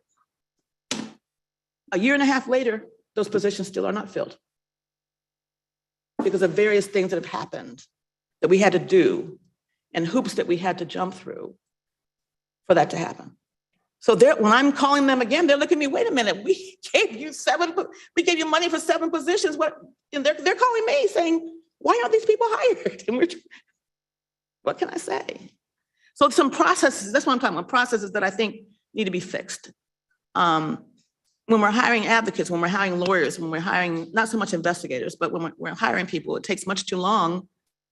And like I said, personnel, very, very helpful. We don't have issues with them at all. It's mainly M&B, right? That we have issues with that we've got to fix because we get people that are interested after we get through this recruitment and recruitment, and then by the time we get back to them to hire them, they found a job somewhere else.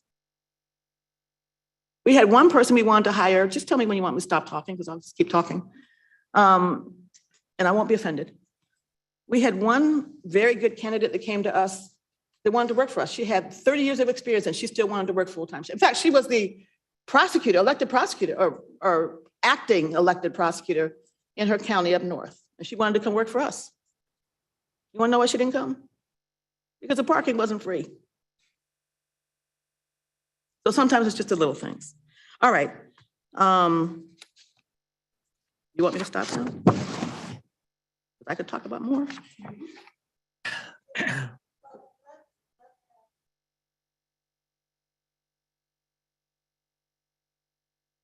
Madam Chair, Madam Prosecutor, thank you for this powerful and passionate presentation. I've told you before, you are the gatekeeper of Wayne County.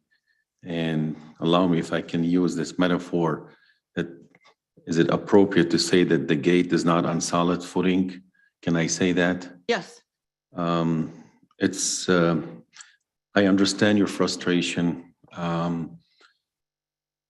It's incomprehensible that, your staff have to pay for a parking and they don't get paid enough to begin with. So that's my first question. How can we correct the parking issue?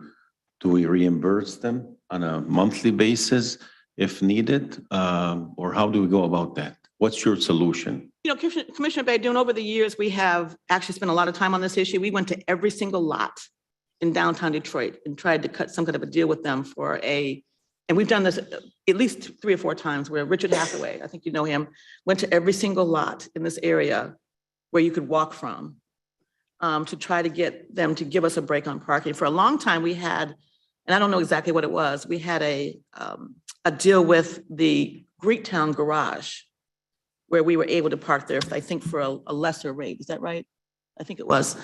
And I don't think any of us parked there. And that stopped abruptly when, I don't know why. And so one of the things I've been talking to Khalil Rahal about is we've got to have free parking at the new building. It's got to be free. We need to give something. And it sounds like a little thing, but it means so much. That would mean so much to people. We have people making $30,000, $35,000 a year in my office, and they're paying $1,500 a year for parking. Like I said, we're the only one of the few in the state that do that. So we didn't give you any parking solutions, I don't think, in here, but I'm certainly something that we can survey the staff about that and ask what they would like to, well, I know what they want it free, but ask for ideas. We'll be happy to do that. I mean, if we can come up with, monetary value as to how much we need to reimburse them, if we can find the money for that, I'm sure we can. I mean, that's the least we can do to try to keep people, free parking. The second question is, I'm troubled by the fact that we cannot even recruit new talent. How do we keep what you have? Yeah, we still, what we used to get, like I said before, 200, 300, 400 applications that we go through that wanted to work for us. That's trickled down, obviously, I think for everybody. And I have to say that my colleagues around the state are having the same issues, recruiting people to work in prosecutors' offices. There are many reasons why people don't really like prosecutors right now, to be frank with you. It's cyclical, it happens, but we still have people that want to be prosecutors and they want to stay. And so I don't have any more suggestions other than what I've said to try to make things better, other than the 4 attachments I have. I think you'll find some workable solutions there. I'm happy to meet with anybody, anywhere, at any time of the day. I get up at 4:30 in the morning most days because I have children who skate. So to talk about these issues. And these are structural changes that I can't do anything about them. When you look at Macomb, and I've had over the last 2 or 3 years, 15 or 16 prosecutors over the last 3 or 4 years, 3 years, that have gone to Macomb County. Why? Like I said, they're paid more, the parking is free, much reduced caseload, and they don't have to contribute to their healthcare. That's a big deal. I mean, one second. So can I have Amanda just talk for a second? Do you mind? Of course. To answer your question?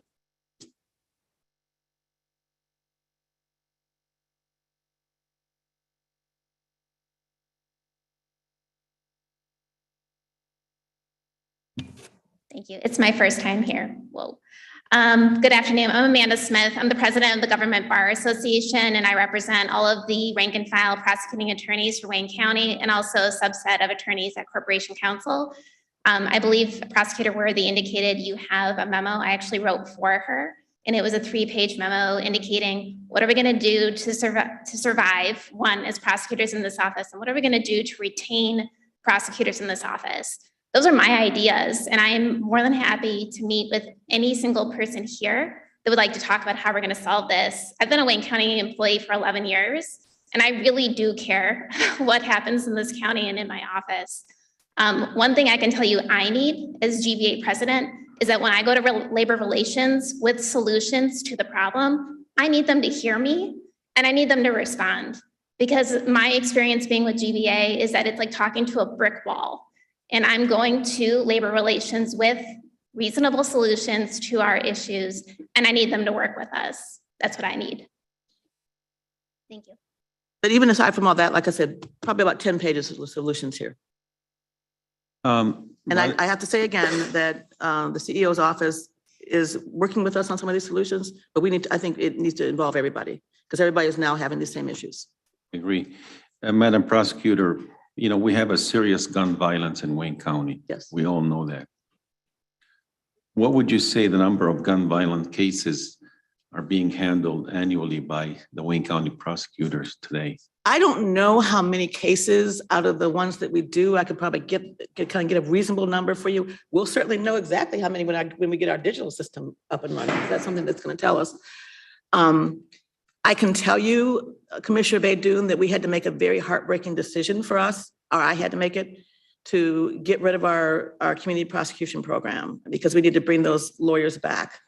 And our hope was to put them in other areas of the office, but we couldn't because with them, each of them had about 50 cases that all had to do with gun violence. That is something that the U.S. Attorney funds, most of that for us. And so, but we haven't been able to intake any new ones, and they have been begging us, the chief, the police chief, the mayor, and also the U.S. Attorney, to be able to make that program stay and continue because it works. And I can give you more information about that later, about how it works, but we had to disband that. We reorganized, and what we found is that we really can't reorganize our way out of this because the cases are still there. So no matter in whatever way that I reorganized, it's really not going to help us. I have seasoned trial lawyers that are supposed to be supervising our newer lawyers. And they're in courtrooms handling cases, and that shouldn't be. And so we don't have in the Wayne, and you've heard me say this before, we don't have in the Wayne County prosecutors any pure supervisors. And we don't have anybody that's either not in court or not arguing cases or not doing the work of an APA as well. We don't have anybody like that. I don't try cases, and my chief of staff, who's very overburdened, doesn't try cases, but basically most, not all, most of the other people do, or they're overburdened with the work that they already have to do. Like Mr. Hindling, who's putting together this whole system. And he has the lit tech people to supervise and others. And so we have one working lit tech person right now who's doing everything for the office. And hopefully that doesn't drive him out of the office. Just one, right? I will end with this remark, to my colleagues and all the commissioners on the county commission. I strongly believe that the prosecutor's office, which is the prosecutor of the largest county in the state of Michigan, has to be better equipped and better staffed to deal with all these issues. And I think that there are serious issues, and we need to do everything we can to provide you with the resources so you can elevate your office. I really do. We do between 65 and 70% of all of the criminal cases in the entire state. The other 82 counties do the others. Thank you, Madam Prosecutor. Keep up the good work. I know it's tough, but you have my support and all of us, I'm sure. Thank you, Commissioner Anderson. Thank you, Madam Chair. And I appreciate you being here. I really do. I'm a big supporter of everything you've tried to do in the records retention and to digitize all that for your easy access instead of having attorneys having to dig through stacks of papers and boxes of papers, whatever they're in the Vigliotti building, but to have those at your fingertips. How is your staff managing the prosecutions in district courts because of the issues that you have with shortage of attorneys? Or is it affecting it? The same is, years ago, we had to cut out, we have our major cities, our bigger cities, I should say, Taylor, Dearborn, and one other that's escaping me right now. They had 2 state days and like 2 days a week that we would come because we can't be there every day because we have 43 communities. So on different days, they go to different places. And so we had, and these are the ones that do the preliminary examination and the misdemeanor juries, et cetera, et cetera. And of course, there's 36 district court, of course. And so we have 26 district courts that we have to cover. I think it's 26 because some of them are combined. And so we had to get rid of that. And it's oftentimes we don't have enough. We have my chief is in court sometimes. We have another person who covers courtrooms on a part-time basis. In fact, Mr. Hindling was in one of the district courts the other day because we didn't have anybody to cover it. For a while, I thought I was going to have to go to court, either in circuit court and probably still need to, circuit court and district court. And so the answer is they're not being covered properly. If someone gets sick or goes on maternity leave or takes a vacation, then we're scrambling. We're talking about everybody having to reschedule. If there's somebody coming in from Lansing or whatever, there's cases I'm sure you have where and they have to reschedule, drive it. So I don't know about Lansing, but we're sending supervisors there. We're doing everything that we can. It's not almost every day I'm getting emails from my managers there in that division that are trying to make it. And then when we get to weekends and holidays and other things like that, we have bigger problems because we have to staff. We have to staff, every day except for there's a few days, of course, we don't have to staff. And one of the suggestions that we have in here is if we've got to find a way to compensate people that are working on Christmas Day, working on New Year's Day, maybe not New Year's Day, but working on the holidays to get the work done because it has to be done. Whether it's overtime or it's all here. It's all here that we have to do to compensate people for that. I also wanted to ask about how many repeat offenders do you have? Second, third, and fourth repeat offenders that are coming back through getting back through the process you have to prosecute? People with prior records, or people that are offending the same crime over and over again. Maybe people that are even some of them that are out on tether that are committing other crimes and sentences that are so light that it's like a slap on the hand and they go out and offend again and again and again. Let me say it this way, because practically everybody's gonna be mad at me after this hearing probably, but I just have to come and tell the truth. You ask me these questions, I have to answer them. It's very difficult dealing with certain district courts and not only the bonds that they give, and they say, well, there's no prosecutor over here that's here, well, we don't have the staff to send over them one, but number two, the magistrates have the information, all the information they need is right there in the file, if they read it. And so we're having a huge problem right now. And that's what I mean about prosecutors today. Criminal justice reform, I'm a big advocate, one of the biggest. But it doesn't mean that we let people who are committing violent crime have a ridiculous bond. And we have people who are charged with murder that are out on bond now. And so, but we can't do anything about that. All we can do is make sure the information is there on the sheets. We can file a motion to have the bond increased. But ultimately, we don't control that. That's up to the judge or the magistrate. I realize that, but I think it's just important. We've got to figure out a way to get prosecution, the sheriff's department, the courts, particularly the courts, in place to understand what's happening and what it's costing the people in lives out in the communities, as well as what it's doing to your budget, not being, having to have huge workloads for your attorneys and the turnover that's happening. I can't imagine that they're not concerned about that, but it's just almost seems as though they're either disregarding it or they just don't care. Maybe they don't care, some of them. They want to make the case in front of them believe they're their advocate rather than protecting the innocent people out on the streets. I've said many, many times that I am a proponent for people who commit lower level misdemeanors, except for domestic violence and stalking, people who commit traffic offenses, civil ordinances, lower level crimes, even some lower felonies. I have been on record many times to say that I don't think they have to have a cash bond. However, I do not feel that way about capital offenses. I don't feel that way about someone who rapes or robs or murders, or someone that commits domestic violence, even though that may be a misdemeanor in some cases. So I have no problem with the lower level things. I don't think you should have a bond if you commit a traffic offense. Well, unless it's drunk driving, I've said that. But if a city ordinance, fine, personal, I've got no problem with that.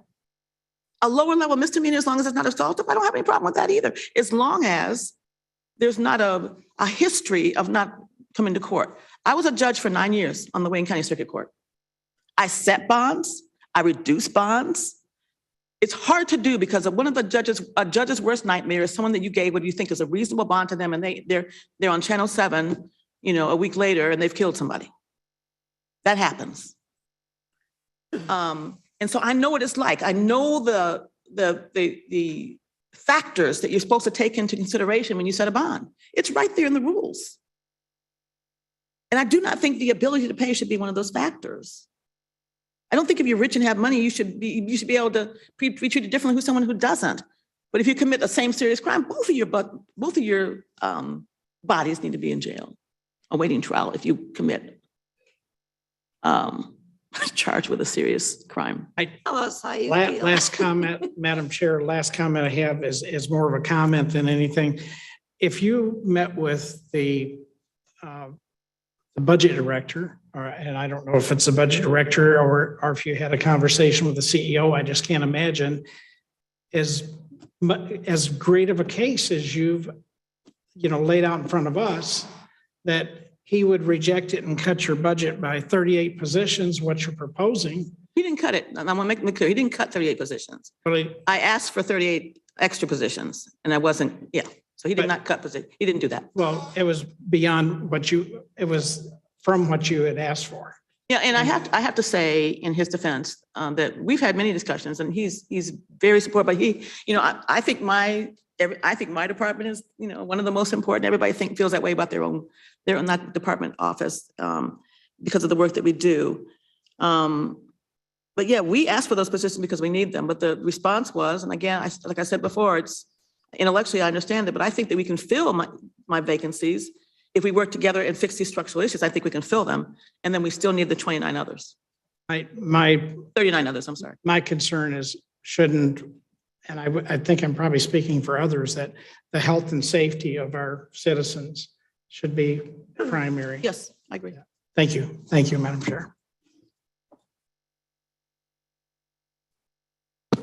Thank you, Madam Chair. Good afternoon. Thank you for your presentation, Prosecutor Worthy. I just have a few questions. I was at the National Organization of Counties a couple weeks ago and ran across this company that I knew you were going to be here in a couple weeks from there. And it is a huge digital company for prosecuting offices, law enforcement, and they do these digital case files. Is that what you guys are looking at with this new company that you're talking about? Are they going to do an all-encompassed? It sounded, I'm still going to send you the information. But it sounds like it would make your life really easy if that's not quite and I have no idea how much it costs. If you don't mind, I think the best person to answer that is the person who's putting it together for us. Okay. Through the chair, Commissioner Marecki, we are implementing. Can you introduce yourself first? My name is Mark Hindelang. I'm the Chief of Information and Technology for the Prosecutor. The system that we're implementing is Prosecutor by Carpel. And that is exactly what you've mentioned there. The official file after go live for the prosecutor's office will be the digital file. So as the prosecutor said, there were some delays in promises and whatnot. So all of our current paper has not been digitized.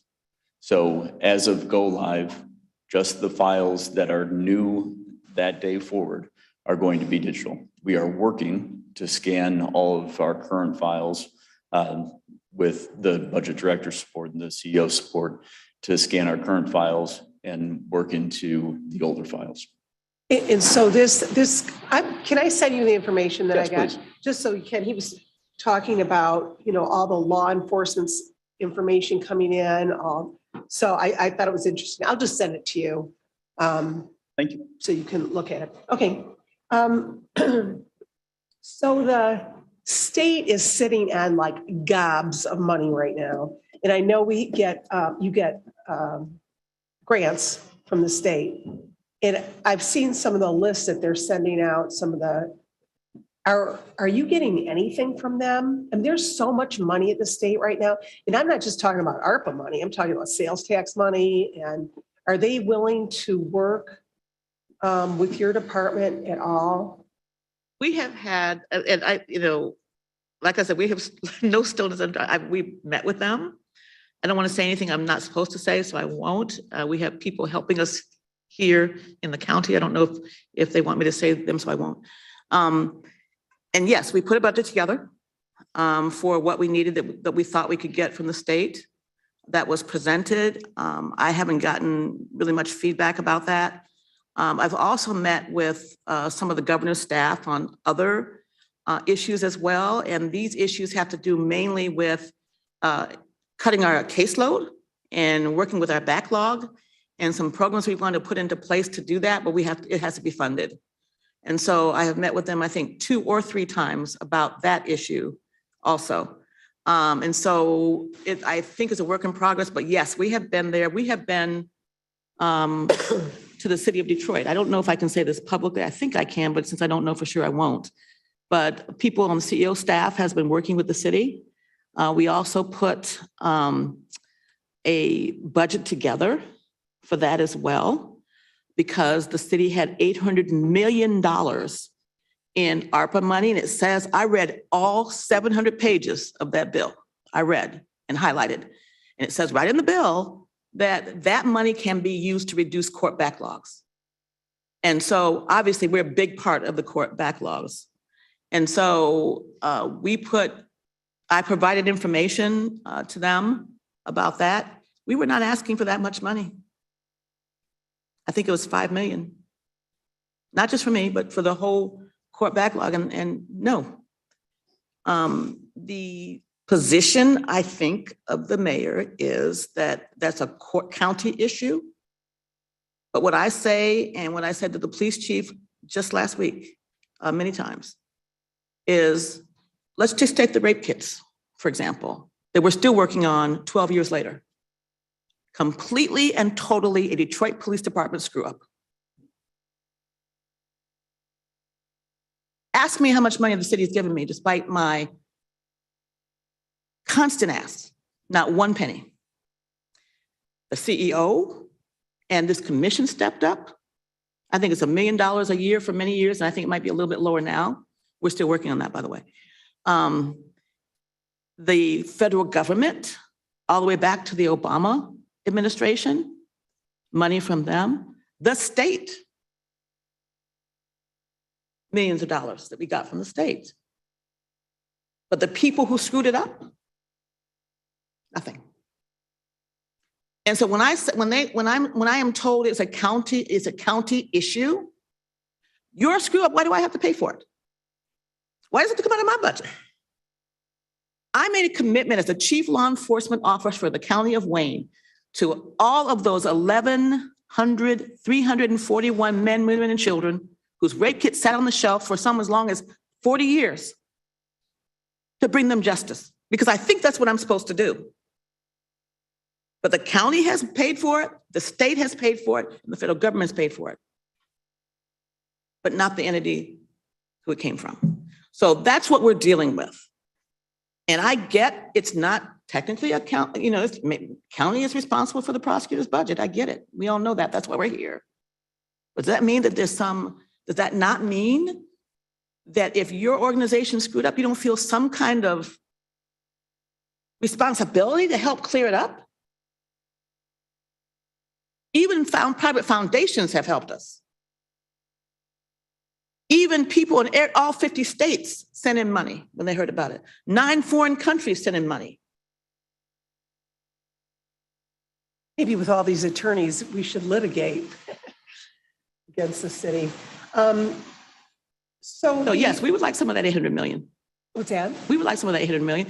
We would love to hire a headhunter that goes out, and this was the GBA's idea, a company to go out and recruit prosecutors across the country. We would love to do that. And just a side note, I was in an event a couple of weeks ago and I met one of your prosecutors that was there for 30 years and the other one was 22 years. And I was like, wow, they were telling me how much they enjoyed their job, but I know that's the little percentage that's staying there. So I think I just have 2 things.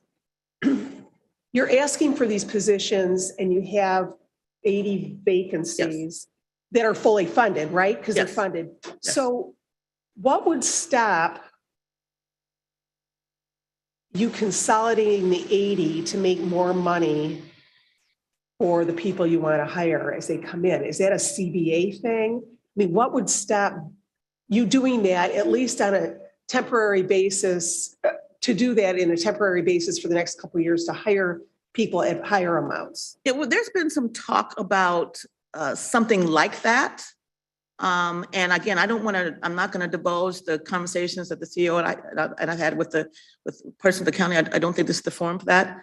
It's not. And we're talking about some of those issues for sure, and trying to work some of this out. The bottom line is that, as I've said, I think we can fill them if we work hard to do it. Like I said, it's not that people don't want to come, it's because they go other places because they can't compete with what the other places have to offer. But I'm willing to try just about anything. We are in talks about ideas like that. And some other circumstances that I won't go into now. And I didn't have time to read through all your documents because we're getting so much information right before the meetings, but I will go through it. But I was just looking through quickly, and things like jury laptops.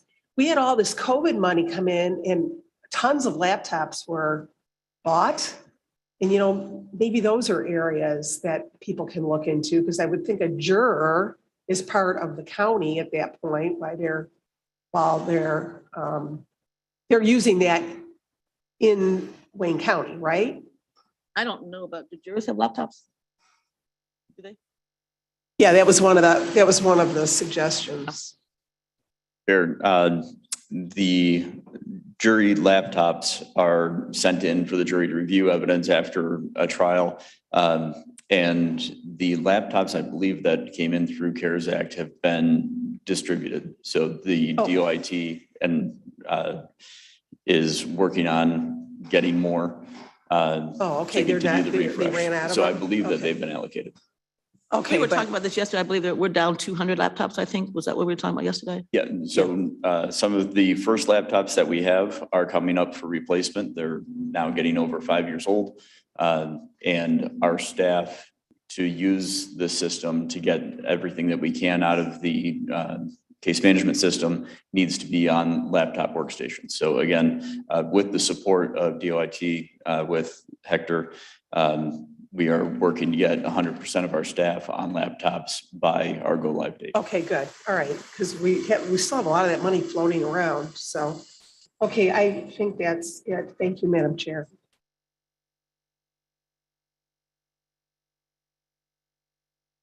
Thank you, Madam Chair. Good afternoon. Good afternoon. Madam Prosecutor. You know, over the years, I tell you, I think things are going to get better for you and they seem to get worse. But I just want to say hats off to you. I don't know how you can do what you do, but I am willing to do whatever we can sit down here and do. And something as simple as parking. Now, I didn't know who owned the first, whatever, that garage. But if the county owns it, isn't there some kind of way that we can, you know, give some relief to some of the parking spaces over there? I think we even need to give them to our staff even here, the ones that have to pay, you know. So I just think that there are a few things that we can do. I remember in my 10 years that I've been down here that there was a time when you couldn't get staff. And then it started getting a little better under this administration. But now just the different things that are happening, even with the people who are working, the problems that they're having that you're saying, this pandemic, all of that, I guess, was a part of it, the mental health and all of that you mentioned earlier today. So. Yeah, you know, the bottom line, I think for everybody, but I'll speak for myself, but I think for everybody can benefit from this, is that I worry about my staff every single day. I worry about whether we're going to have staff to cover our cases. I worry about their welfare. Like I said, their mental health, not to beat a dead horse, but it's that important. I worry about, I think some of the little things that we can all do if I had control over it to keep them, just like I said, to make them feel valued and appreciated for the work that they do. All the credit, everything that comes out of my office is due to the staff. I'm not the one walking in court every day, listening to judges yell at them.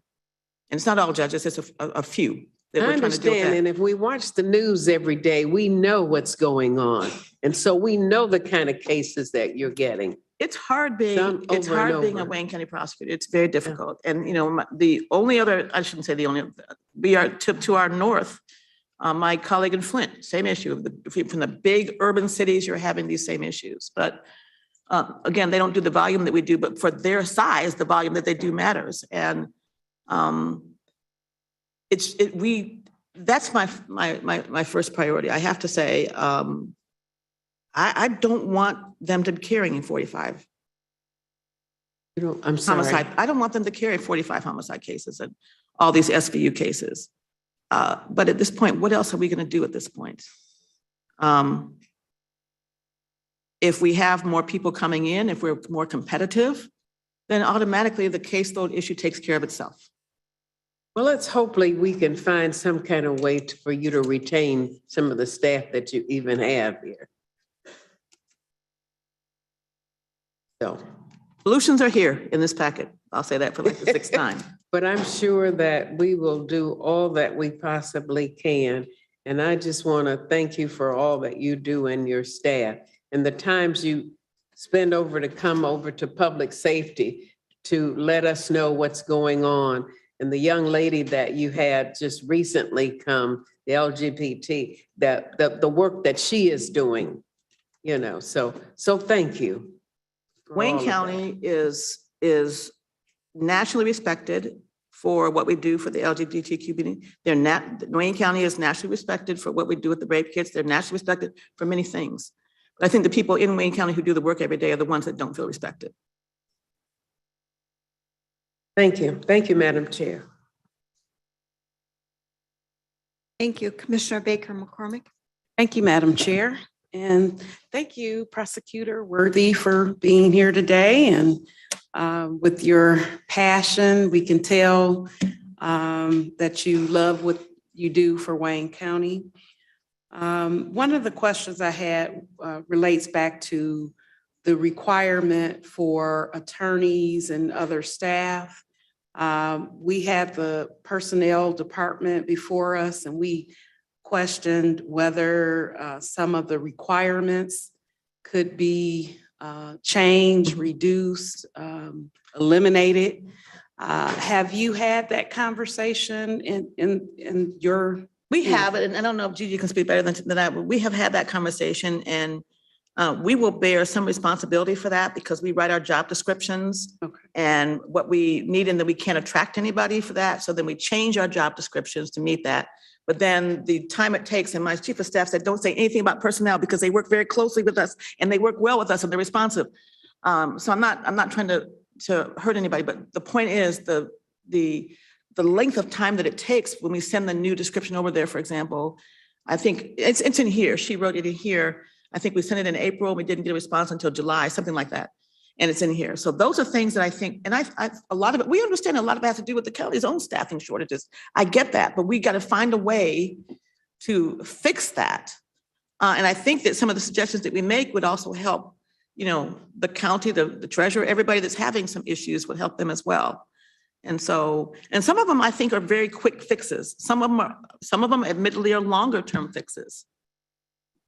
Yeah, I think coming together and talking through some of those things with the various departments might be a real easy we've been fix. doing that. And just to Commissioner Scott, and I asked for clarification on the availability of parking spaces that we have that could go to some of the prosecutors possibly. So that was one of the questions I asked today to clarify. And again, maybe that could be. Anything would be helpful. I appreciate Commissioner Baker McCormick. One of the issues we're going to have with the new, and people are probably ready to go. One of the issues we're going to have with the new building is since we're over there in that area, we still have to get to court. And so it's not fair to ask someone to pay for parking and then pay for parking at other places that they have to go. They have to park somewhere when they go to 36D. They can't walk. They have to park somewhere when they go out to go. Well, that's always been an issue, but 36D has always been someplace we could walk to. And now we can't. So we got to figure that out. The last thing, you mentioned the rape kits and the city of Detroit not contributing to that. And since they do have the ARPA dollars, have you gone before the city council to? I have not, like I said. There's a new, there's. We have new that's probably a good idea. We have a point person that I've been working through with the county Mhm. at the CEO's request. And so, think this might be a good time to. I have ask that not question. done that. Yeah, because they see the value. I believe they do. Thank you. Thank you so much for what you do. Thank you.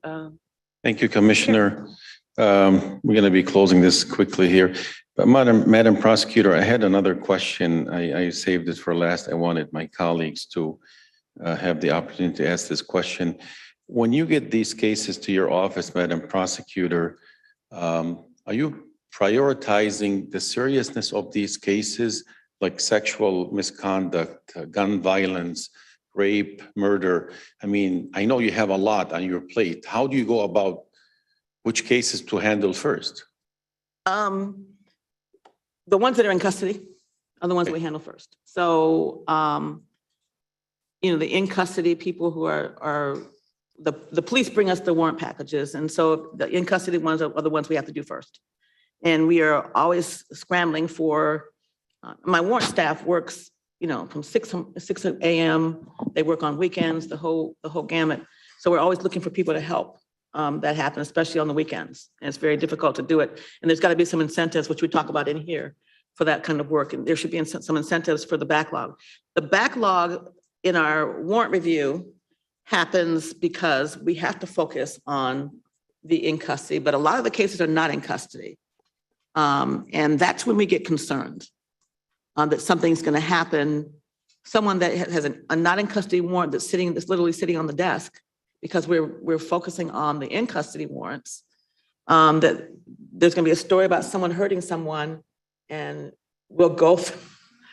The reporters will let us know before we even have a chance to look. Well, this person, the police said they brought this person a warrant over for this person already, and lo and behold, it's there. I mean, we're fearful that that's going to happen. So that's something I didn't mention. We have a huge backlog of our not in custody cases and then we put solutions in these materials about how we could not have that happen. And like I said, we've met with every police chief in person except for one. Tony, I don't know if, Tony's the point person for that. And so we will go through the not in custody warrants if they are concerned about someone that they know from their own community that's either a real concern to them, they're afraid they're gonna do something else, and so they'll call Tony and we'll pull that. But that's the way we do it now, and that's not the way we should be doing. That is the way we should be doing it, because we have to focus on someone that's in custody. But again, we should not have that kind of a backlog, and we do because of the staffing issues. My colleague, Commissioner Marecki, asked you about if the state is giving you any grants. You mentioned earlier you handle about 65% of the cases in the state of Michigan. Yes, criminal cases, yes. Why can't we just reach out to, the governor's office and the other prosecutors throughout the state and see if they can come together to help Wayne County, especially we have so many cases as a backlog? Yeah, they can't because they're having their own issues that are similar to mine. Okay. As we wrap up, Mark. Yeah, thank you, Commissioner. And thank you, Madam Prosecutor. When we first started this, we've seen the same theme last year and the year before regarding unfilled positions. Actually, Wayne County has 4,000 budgeted positions and only 3,000 are filled. Probably the biggest problems are in your office as well as the sheriff's. But the budget director did bring us the proposal when we first started, as Commissioner Marecki had indicated, where if we remove some of the vacant positions and use that money increase the compensation for everybody else that's there as well as starting positions. And I think that that really is a worthwhile opportunity to We explore. did do that. We did do that for the GBA and the contract that they received. Because it seems to me, I read your We had to write-up. shut down a lot of positions for that, to afford that. Because the starting position for an APA in Wayne County is 62,000, and you had mentioned that in Macomb County, they're at 70,000. So I think that we're within striking distance. We can actually, maybe soon close that gap. And I think that you're right. It'll solve a lot of the problems with stress with our prosecuting attorneys and some of the employees in the department. So we did do that for the GBA, like I said. Very good. Thank you. I don't remember how many positions we had to give up. I can't remember that now.